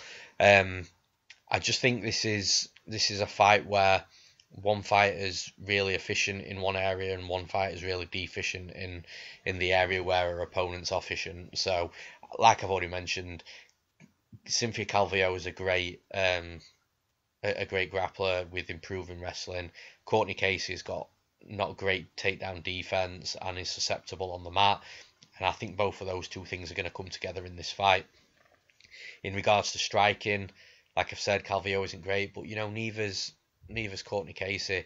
Cortney Casey, I would imagine, will try not to let Calvillo get anywhere close to her. I think she will try and pop the jab out, use her range, use her reach, move backwards, angle, exit, all these things. But I just don't think she can do it for 15 minutes. And I do think that Calvillo will grab the submission. It may not be the first time she takes her down. It may be one of those sort of situations where she takes her down sort of halfway through the first round, and Casey survives but has some scary moments, but then Calvillo gets her down in the next round again and actually gets the job done. I can see it being one of those types of fights. So overall, like I said, I just think the deficiency of Casey is going to play right into the hands of Cynthia Calvillo, and for that reason, I'm going to take Calvillo to win via submission. Now, in the co-main event of the evening, we've got James Vick against Paul Felder. John, who have you got? Yeah, this is going to be a great fight, because obviously we've seen Vick come into the octagon after that absolutely brutal knockout loss to Justin Gaethje. That was, I think you mentioned it on Twitter actually in the week. It was one of the most brutal knockouts I've seen for a long time. And man, he was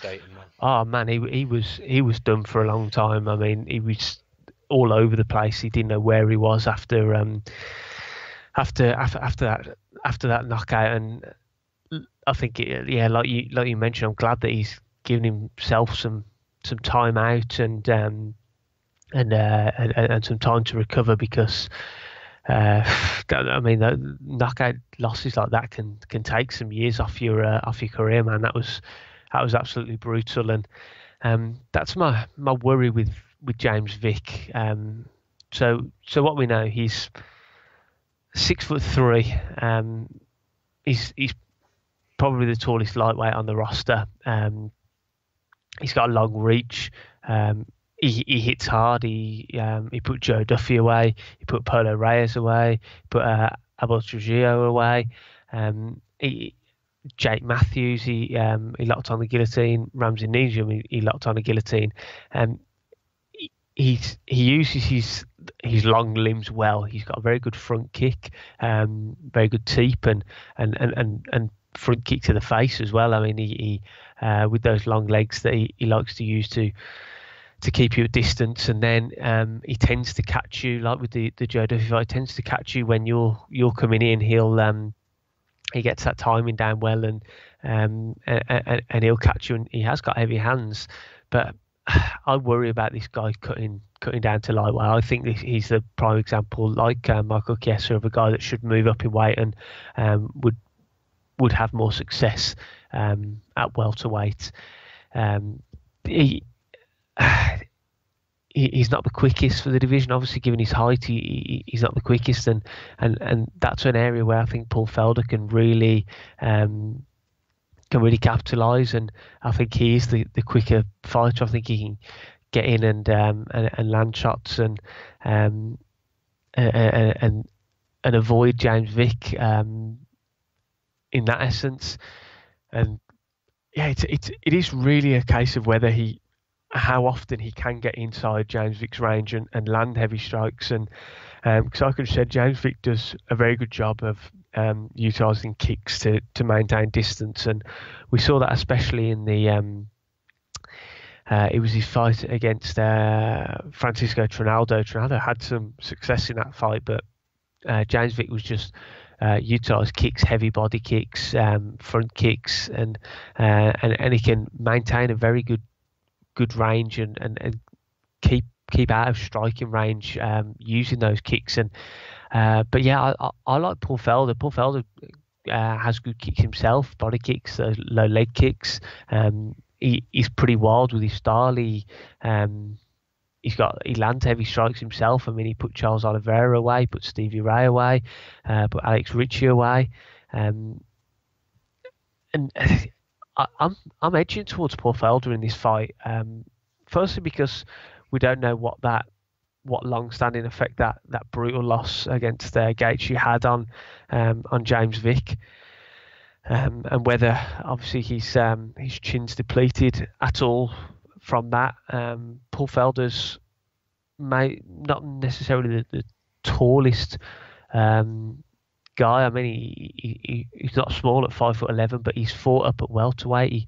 He fought at welterweight against Mike Perry, and so he's physically like he's stocky and he's quite big and he's got quite a big frame, so he has got power, and if he can get inside and land an overhand when Vic's going for a jab or anything like that, I do worry about Vic's chin now, and whether he's taken any long-standing effects from that Gaethje defeat. And yeah, I mean, Felder's got heart as well. Felder, he lost against Ronaldo, but that was via a doctor stoppage due to a cut, and he lost against Mike Perry, but obviously, of course, he broke his arm going for a spinning back fist. I think that was, if I remember rightly, the first round as well. He broke his arm, and he still managed to take that to a decision, and he lost a close split decision in that fight, pretty much using one arm and his kick. So, the dude's got heart as well. And yeah, I just fancy Felder to be able to either get inside and land some heavy strikes, and like I mentioned earlier, I think he's the quicker of the two fighters, so I think he will be able to get inside, land some strikes, or he'll be able to, he's got exceptional striking, I think he'll be able to time one of James Vic's jabs and land an overhand, and yeah, I worry about what effects the weight cut has on James Vick, and what effects that has on his chin and his durability, and what effects that knockout to Gaethje has on his chin and his durability. And yeah, I'm edging towards Paul Felder in this fight, and I think Paul Felder's going to put him away as well. So yeah, I'm going with Paul Felder to win this fight via stoppage. So yeah, man, that James Vick knockout with of Gaethje on James Vick was just devastating, man. It was, and like you've mentioned, I mentioned this on Twitter. I put something out there. It's genuinely, for me, one of the most brutal knockouts I've ever seen. Now, we have seen some horrible knockouts in MMA, granted, but my reasons for why this is so brutal is purely for something that you actually didn't see, unfortunately, because the broadcast cut to a replay. But if you're still listening to the commentators at that point, you'll understand what's happening. But I've never witnessed anything like it in my life. So Gaethje hit him with a brutal bomb. Vick dropped. He hit him with another shot. At this point, Vick's out. He's out cold, eyes open. He's unconscious. So Gaethje's running around the cage celebrating. He jumps on top of the cage. He does a backflip. He runs around the cage celebrating again. He then jumps over the cage to celebrate with what you can assume is his family. Celebrates with some people. He jumps back on the cage. He does another backflip. He runs around the cage again. He's still celebrating. And by the time this is all said and done, you're looking at around 60 seconds, in my opinion. Then he walks over to James Vick. Bear in mind, at this point, while all this celebration's been going on, James Vick has been helped to his seat. You can see that he's talking to the people around him. I assume asking, what happened and was it bad, and etc., etc. There's doctors, his coaches, people surrounding him while he's sat on the stool. Now, Gaethje walks over, and this is where it cuts to the broadcast cuts to the replay. And one of the commentators actually says that when Gaethje walked over to Vick tried to take him down off his stool, which is crazy. It's absolutely crazy. The fact that around 60 seconds after James Vick was, knocked out and he was back on his stool, seeming like he was coming around and talking, he still had that vision of Gaethje, and fight mode must have kicked in and he tried to take him down. How scary, fucked was Vick at that point? Honestly, it's mad. It's absolutely mad. But he has taken 6 months off. I think that's a reasonable amount of time, half a year for sure. If we're talking 3 or 4 months, I think that'd have been too soon. So he has given himself that time off. He has also talked about that being one of the most brutal weight cuts he's ever had, which I believe because he was struggling close to the weigh-ins. He was also struggling afterwards, having to take a sit down during an interview, and just looking and sounding not great. I believe that was one of the toughest cuts that he's had, because although we know he has a tough cut, he normally seems okay to me. But in my opinion, he needs to move up to welterweight. I don't see any reason why he shouldn't. He's still, he obviously has a big high reach physique advantage at lightweight. I still think he's going to have that welterweight. He's 6'3". He's still going to be a big welterweight, except he's going to be a big welterweight with more muscle mass. I also think he'll carry his power up with him as well. I think he'll be even more powerful at welterweight actually. So I actually don't see any downfalls for him in moving up a weight in this respect. I think it would suit him really, really well.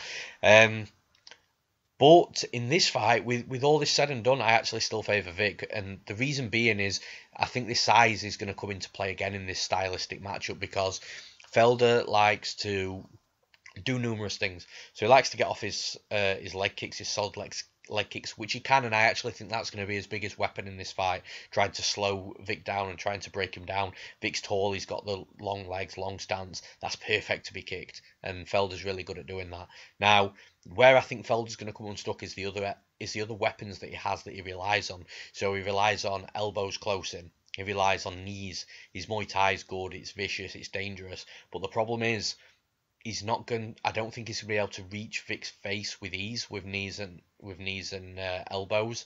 I think that he's going to have trouble actually connecting with Vic because of the height. And if he does connect, I think his power will subsequently be cut quite a lot because of it. Throwing upwards, whether it be a punch, a kick, or, well, maybe not so much a kick, but a punch or an elbow throwing upwards, you're going to lose a little bit of power doing that. So I do think that the low kicks, the leg kicks will be there for Felder, but is that going to be enough to beat James Vic? And I don't think it is. Now, if he does manage to get inside, what he needs to be throwing is the same punch that Gaethje threw. He needs to be throwing the overhands, because they're the types of punches that are and strikes that are going to land on James Vic and cause him the most damage and the most harm. I'd really be surprised if Felder manages to get off on his Muay Thai in this fight. I just think the range is, the height of Vic is going to take that away from Felder quite a bit. So I think Felder's going to have success with the leg kicks.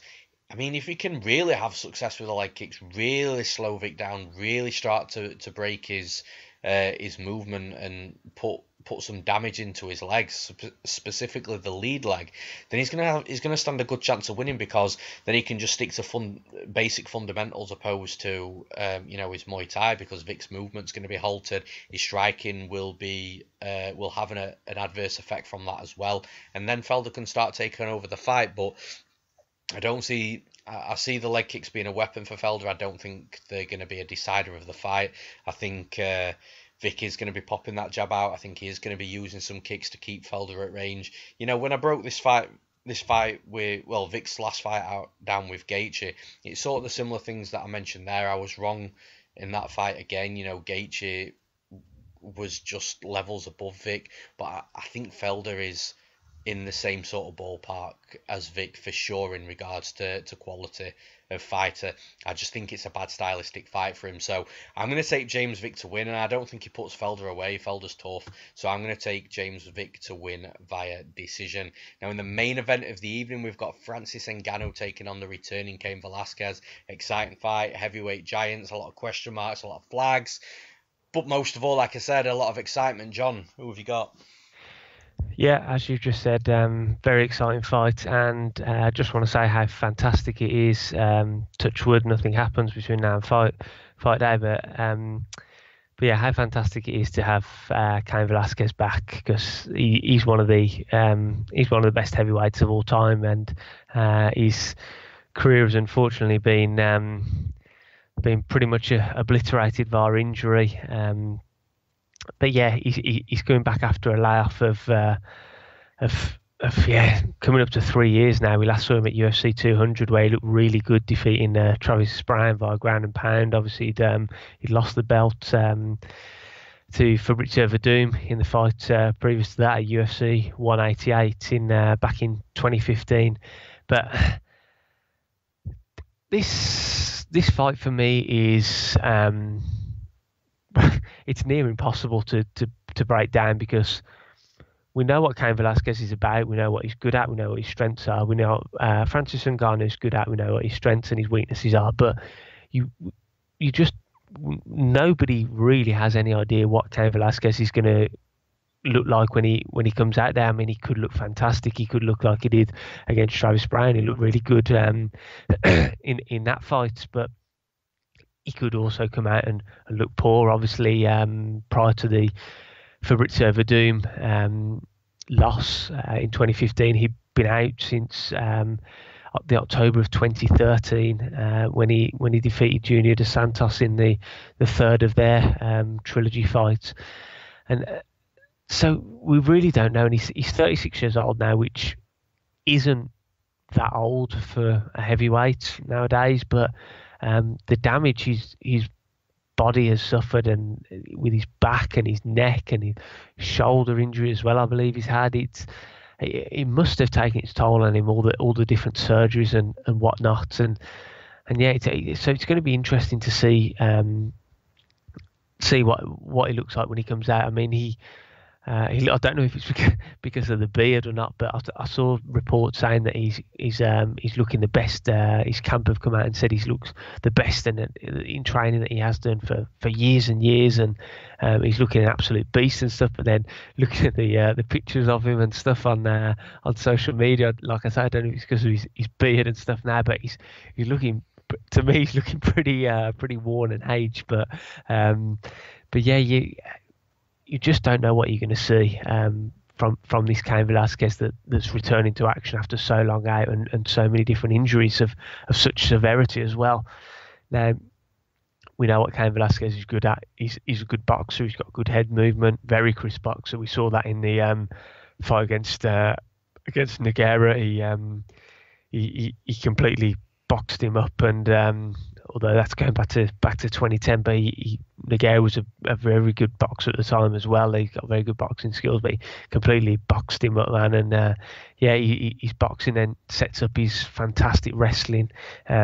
He's notorious for his relentless cardio and his constant pressure. We saw that in the Junior Dos Santos fights, and yeah, we know what Cain Velasquez's strengths are, and when Cain Velasquez is fully fit, what real weaknesses does he have? I mean, the first Junior Dos Santos fight, he lost in the first round, but he shouldn't really. He said himself he shouldn't really have competed in that fight because of injury. And then the Fabrizio Verdum fight, he was coming back from a number of injuries, and he'd had a lot of time out, and he just didn't look the same in that fight at all to the Cain Velasquez we've seen previously. So it's hard to pick any weaknesses for this guy when he's fully there and his body's fully capable of competing at the top level. Now, Francis Ngannou, again, like I just said, we know what he's all about. Brutal power and strength and knockout power. We saw that in the Overeem victory, Arlovsky victory, the Mihailovic victory, the first Curtis Blades win. He smashed his face in so much that the doctor had to stop it because Curtis Blades' eye was completely shut. And then his most recent fight in November last year, where he took on Curtis Blades again. Now, we picked Curtis Blades in that fight, if I remember correctly, and I really thought Curtis Blades, because he's constantly improving. I really thought that, and he's got a good chin as well, man. I mean, he took some shots from Mark Hunt and came through that fight, and yeah, and we know that Ngannou's weakness is his ground game, as we saw in the Stipe Miocic title fight at UFC 220. And I really thought Curtis Blades was going to be able to go in there, take Ngannou down, wear him down, beat him up, take some strikes from Ngannou, land some more takedowns. Ngannou gets more and more tired. The power starts to fade, and Blades would grow in that fight and get the win. But pretty much straight off the bat, Curtis Blades shot for a takedown, and Ngannou showed very good takedown defense, stuffed the takedown, and then proceeded to rock him and land some heavy bombs. And Mark Goddard had seen enough and stopped the fight 45 seconds into the first round. So as you can see, my prediction was completely out the window. But yeah, this all depends on, for me, what Cain Velasquez we're going to see. If it's fully fit Cain Velasquez, I think he wins this fight. I think he uses his boxing. He's got good head movement. I think he can avoid Ngannou's heavy bombs and shoot a good. He's got a good double leg. Shoot a good double leg, or grind it up against the fence and get the takedown. And we know what he's like on the ground. And he's relentless, and he puts a non-stop pressure. Well, not even just on the ground, just throughout the whole fight, he'll put on a non-stop pressure and weigh you down. And that really is Ngannou's kryptonite.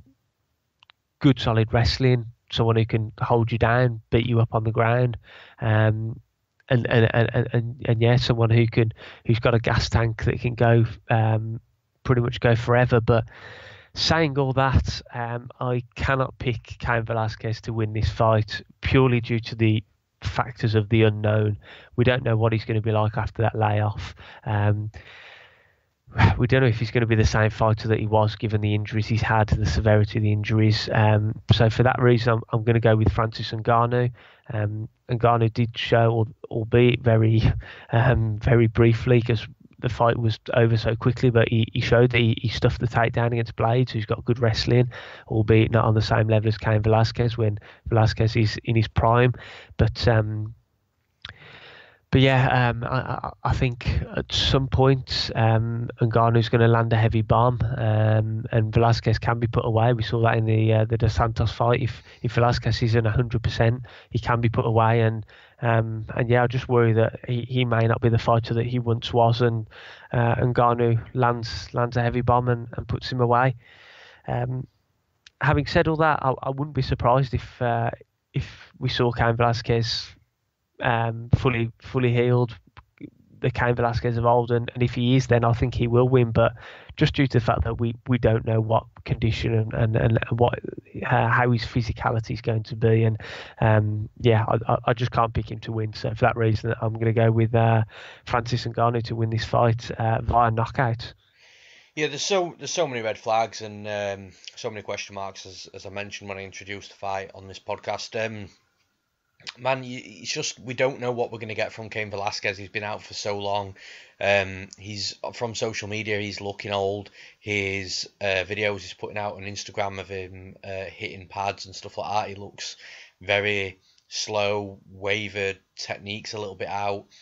You know, there's a lot of things that are really questioning me and what I think we're going to see from this Cain Velasquez. Now, you've got to be honest with yourself, and you've got to think: are we going to see the best Cain Velasquez? Are we going to see the Velasquez that left us, nearly 3 years ago? No, I really don't think that it's possible to have that Cain Velasquez back. But bear in mind, this Cain Velasquez was an absolute world beater. Potentially the best heavyweight that the UFC has ever seen. Maybe not the Cain Velasquez that left us, but the best Cain Velasquez that we've seen. But either one of those two, I just don't think. I think Velasquez is going to be a little bit slower. I think we are going to see a little bit of ring rust, not too much. We'll talk on ring rust is one of our hot topics, so we'll talk about that very soon. But I think we're going to see definitely a worse version of Cain Velasquez. Now, is it going to be a Cain Velasquez that's totally shot? I also don't think so either. I don't think Cain Velasquez would be coming back into a fight like this if he didn't believe that he could win. But what we do know is Francis Ngannou has just taken out a very good wrestler in Blades.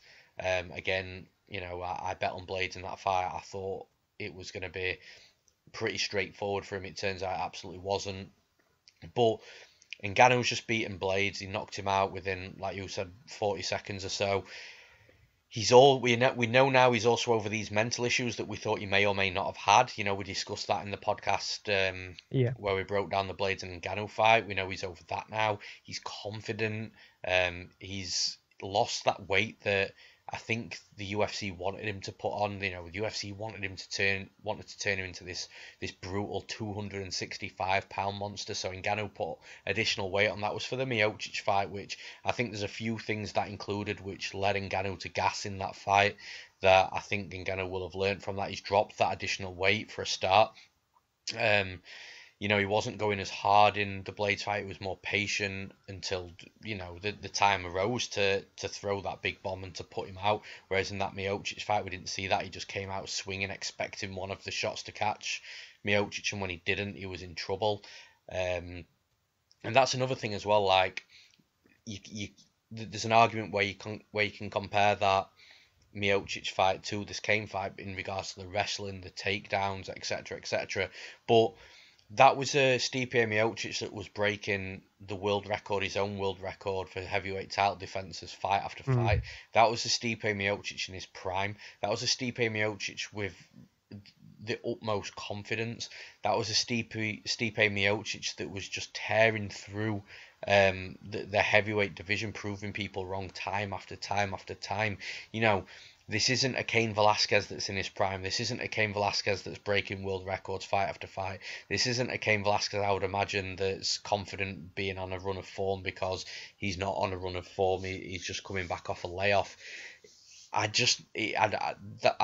don't compare those two fights that strongly. That's what I'm trying to say. The two different fighters. Yes, the wrestling is relevant, but the two separate fighters. If Cain can't take the pressure, the aggression, and the early shots that Miocic took, then he's gonna get put out. If he doesn't set his wrestling up well, Ngannou's gonna defend it. Blades did try and take Ngannou down. It's just Ngannou spotted it. He reacted to it well. You could tell he'd been working on takedown defense. You could tell that had been an improvement as well. And he hit Blades with a shot over the top of the head that that made him pay for his mistakes. I do think Blades rushed in a little, but you can't take anything away from Ngannou in that fight. I just think Ngannou's going to be the bigger, the stronger, the more athletic, the quicker fighter in this fight. And I think if Velasquez comes in and tries to shoot early, I think he's going to get hit with an uppercut. If he tries to strike with Ngannou, he's gonna get hit with a very fucking hard shot. Remember when Cain Velasquez was active in the heavyweight division, there was nobody that hit like Francis Ngannou. Of course, everybody in the division hits hard. They always have done. When you're at 265 pounds, you hit like a truck no matter who you are. But Francis Ngannou has that different type of power, and there was really nobody in there that hit anywhere close to Ngannou. So you could argue that Cain Velasquez is probably going to have to eat one of the hardest punches he's ever had to eat in his entire career. So, like I say, there's just I'm really, you're going to be able to tell with the way I'm going. I'm favouring Ngannou in this fight. Now, if somebody told me that you're going to get the Cain Velasquez that left you nearly 3 years ago, I mean, bear in mind this is sea-level Cain. So for a start, he's got that going for him. But if somebody says we're going to see sea-level Cain that left us 3 years ago, there'd be absolutely no doubt in my mind that Cain Velasquez would take this fight, because I think he would be smart enough, quick enough. His movement would be good enough not to put himself in a position where he's going to eat one of those shots. But I just feel from what I've seen on the videos that he's been putting on Instagram, I do feel that age has caught up with him. I feel that his movement is going to be lacking in this fight, and it's all stuff that's going to work against him in this fight, because, like I say, Ngannou is going to be the quicker, more athletic striker. And just quickly to mention the injuries and the surgeries he's had on his back as well, because I think this is a really key part to this fight now. And also a key part to the fact that nobody really knows what's going to happen, because when a wrestler has an injury or surgery on any part of his back, it can really be detrimental to that wrestling going forward. It can really change the way that wrestling works, change the way that you shoot, change the way that you lift your opponent and complete the takedowns. All these kind of things, it can really have a negative effect. It's almost like a footballer breaking his leg. A lot of footballers don't come back the same after a broken leg. Some do. And that could be the case with Cain Velasquez. He may have had the surgery on his shoulder and he may come back like it. it never happened, or it may even be better. The surgery could have even improved his game. But again, like I said, it's just red flags pinned all over this fight. And like I said, like you said, I agree. I can't pick Cain Velasquez to beat Francis Ngannou right now. He may do, but I can't pick it because I just don't know. What the stuff that I do know about this fight is based on Ngannou and the positives that he brings, especially in his recent run of form. So for that reason, I'm going to take Francis Ngannou to win, and I'm going to take him to win by knockout as well. And that's all she wrote for the fight breakdowns, guys. But we move on, and welcome to the hot topics portion. The first thing I'd like to kick this off is the commonly used phrase ring rust, which for this card is in relation to Cain Velasquez, which I've just touched upon in that breakdown. I think ring rust is a little bit of a myth. I don't totally not buy into it, but like we've seen a lot of fighters come back after layoffs and look really good. And the one that I'll use an example for this hot topics portion is Korean Zombie. Like Korean Zombie had a lot of time off after he did his mandatory service out in Korea in the Korean army. Had a long time off there. He came back. It was a little bit sketchy against Bermudez, getting tagged up a little bit more than what we expected, but ultimately he got a knockout in round 1, which I think surprised a lot of people. And I also think Korean Zombie was a pretty decent underdog in that fight, if I remember correctly. It was a long time ago. And then after then, he blew his ACL, his MCL. He had some more time off, and then he came back and beat, in quotes, Yair Rodriguez. If that went 1 second longer, he would have won 4 rounds on the judges' scorecard. So for me, I don't totally buy into ring rust. We do see it every now and again, a fighter coming back and they are a little bit edgy and stuff like that. But I actually think it's so important for this card specifically because of the main event. If Cain Velasquez comes into this fight and he shows no signs of ring rust, the dude's going to be an animal, because if he shows no signs of ring rust, his movement will be there, his speed will be there, his skills, like I said, they probably never went away. So as long as he can perform those skills in the best ways that he can due to his speed and movement and stuff like that, if he's sharp, he's probably going to beat Ngannou. Like, he's going to be able to have his way with him. It's just, I do think, like I've said, I don't always buy into the ring rust thing, but I do think Velasquez is going to show some signs of it. Like Dominic Cruz is another example. He's out quite a lot of the time for long periods of time, yet he comes back like he's never been out. So, well, I mean, what's your take on it, John? Do you think it's do you think it plays a part in a lot of fights? Do you agree with it? Do you disagree with it? Do you think it plays out in some? What's your thoughts? To be fair, I've got a similar opinion to you. I don't think it's I don't really think it's as prominent as people make out. You've given a couple of really good examples there: Korean Zombie, Dominic Cruz, just other guys I think of. Obviously, we mentioned Chad Mendes. He looked great against Mark during his comeback fight. My guy Tom Breeze, he's had a lot of time out. Did his ACL as well, and he came back against Dan Kelly and put on arguably the best performance of his career to date. So yeah, I think it's more the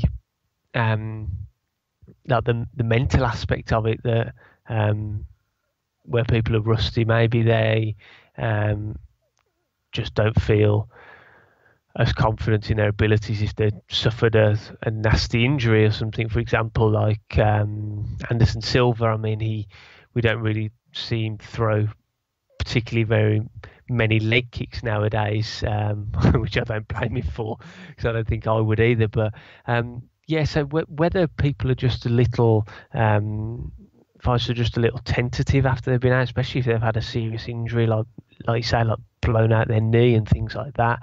That's understandable, of course, as well. I mean, it's always if you go in there, 'cause you can only do so much in training unless you're one of these camps that go 110% sparring, which isn't really recommended nowadays.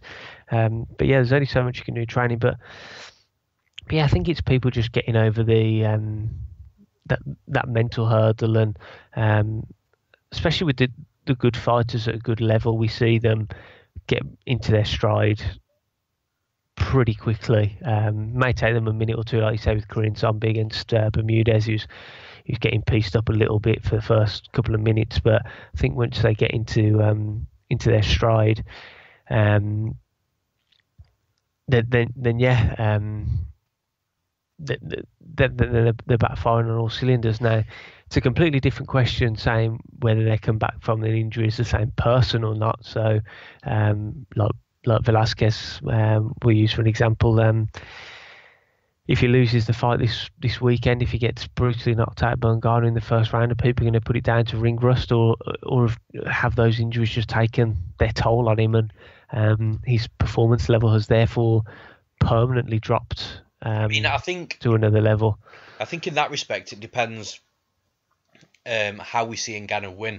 I think if we see Ngannou win early on because he's caught Velasquez with some good shots using speed and movement, then I think rightly so you could argue that might be ring rust, because regardless of how Velasquez performs, I genuinely do think he's going to take a couple of minutes just to feel his way in, just to get back into it, especially looking across the octagon and seeing someone like Francis Ngannou staring back at him. I think he is gonna have to take a few minutes just to get his shit together. And that could be an argument that ring rust is real, but these athletes are just at the total high end of their abilities, that it just doesn't take them that long to adjust back into the cage. But off the top of my head, I genuinely, I've given some examples of where ring rust definitely hasn't taken its toll, and you've given a few examples as well. But I can't, off the top of my head, I can't think of any examples where it's definitely taken its toll. So, I mean, if you're listening to this and you can think of a fighter that has had some time off and come back and lost their first fight back because they were a bit edgy, and you believe it was ring rust, then drop something in the comments. I would genuinely be interested to hear the thoughts, because I, off the top of my head, can't think of any scenario. No, neither can I. So yeah, as you say, man, drop us a comment if you can think of anything. For sure. And like I say, we'll see on Saturday night Sunday night, which we're about to go into. We'll see on Sunday night whether ring rust is prominent or not in Cain Velasquez. So that leads on to the next thing we're going to talk about, which I've just touched upon then, is the Sunday night fight cards in the UFC. Obviously, I mentioned at the start, this is a Sunday night fight card, which I think most people, especially in Europe, probably aren't fans of, due to it bleeding into Monday morning. No pun intended there. But we do only get a couple of them a year, so I feel that I used to rant about this more than I probably should. I think we only had two in America, I think, last year, or I think one was in America, one was in Brazil, and I think the rest of them were European cards on a Sunday, we had Liverpool, didn't we, I think, on a Sunday. Yeah, which works fine for us because those European cards on a Sunday are fight nights, and therefore they're on in the afternoon, so nothing's going into Monday morning. So, John, this is yours. This is the one that you want to talk about, so I'm guessing you're going to have a little rant and a little moan, so fire away. You're pretty much spot on. Although we don't see them, we don't see it very often.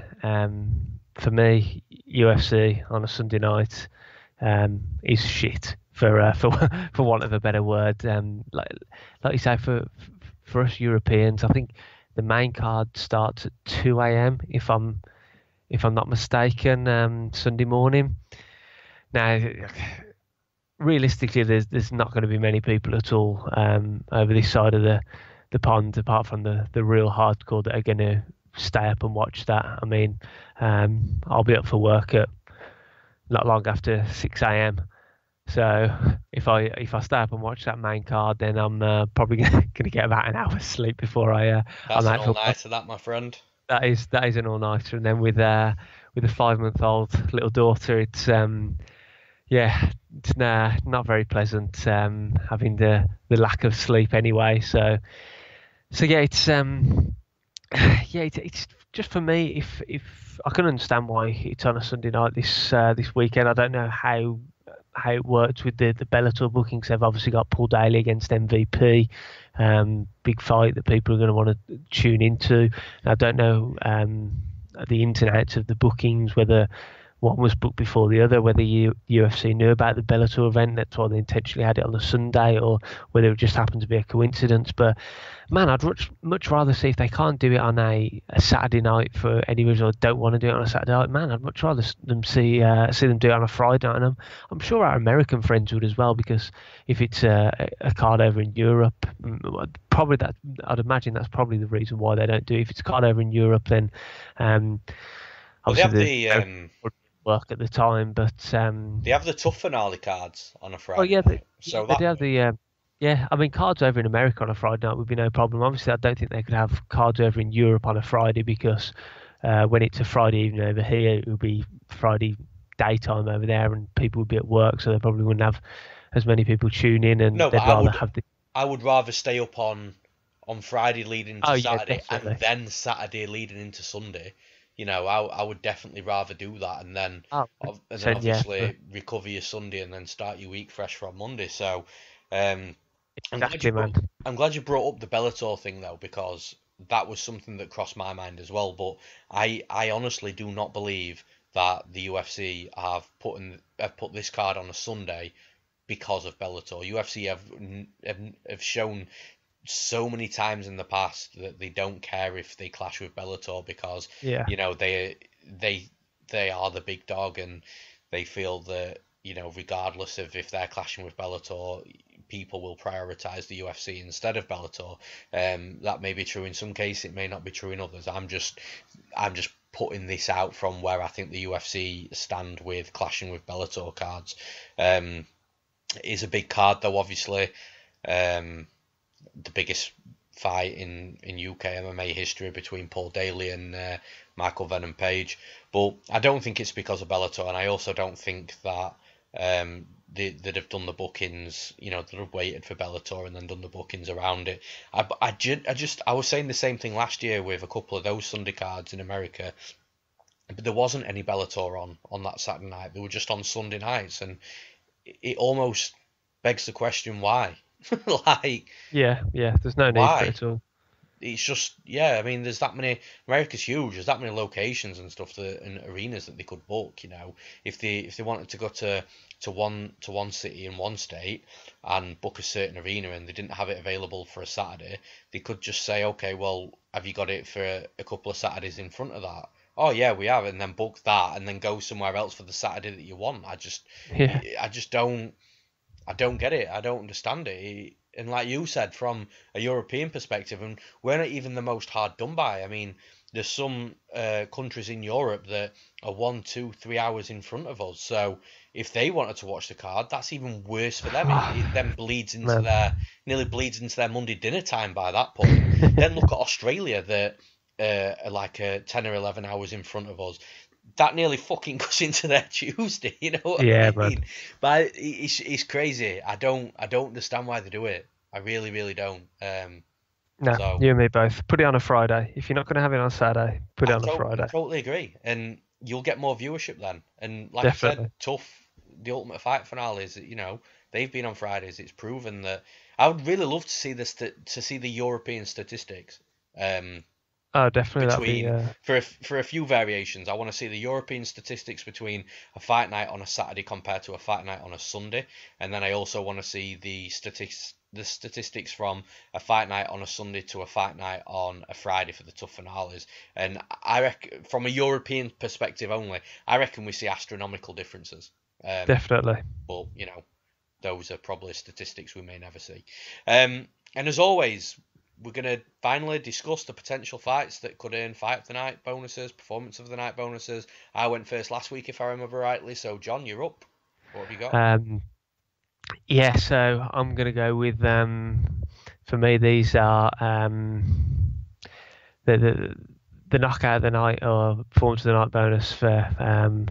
I'm going to go with Francis Ngannou, first and foremost. I think he's going to put Cain Velasquez away, and usually when Ngannou finishes someone, he does it brutally. So I've got Ngannou for one of the performance of the night bonuses. I've got Kron Gracie for the other one.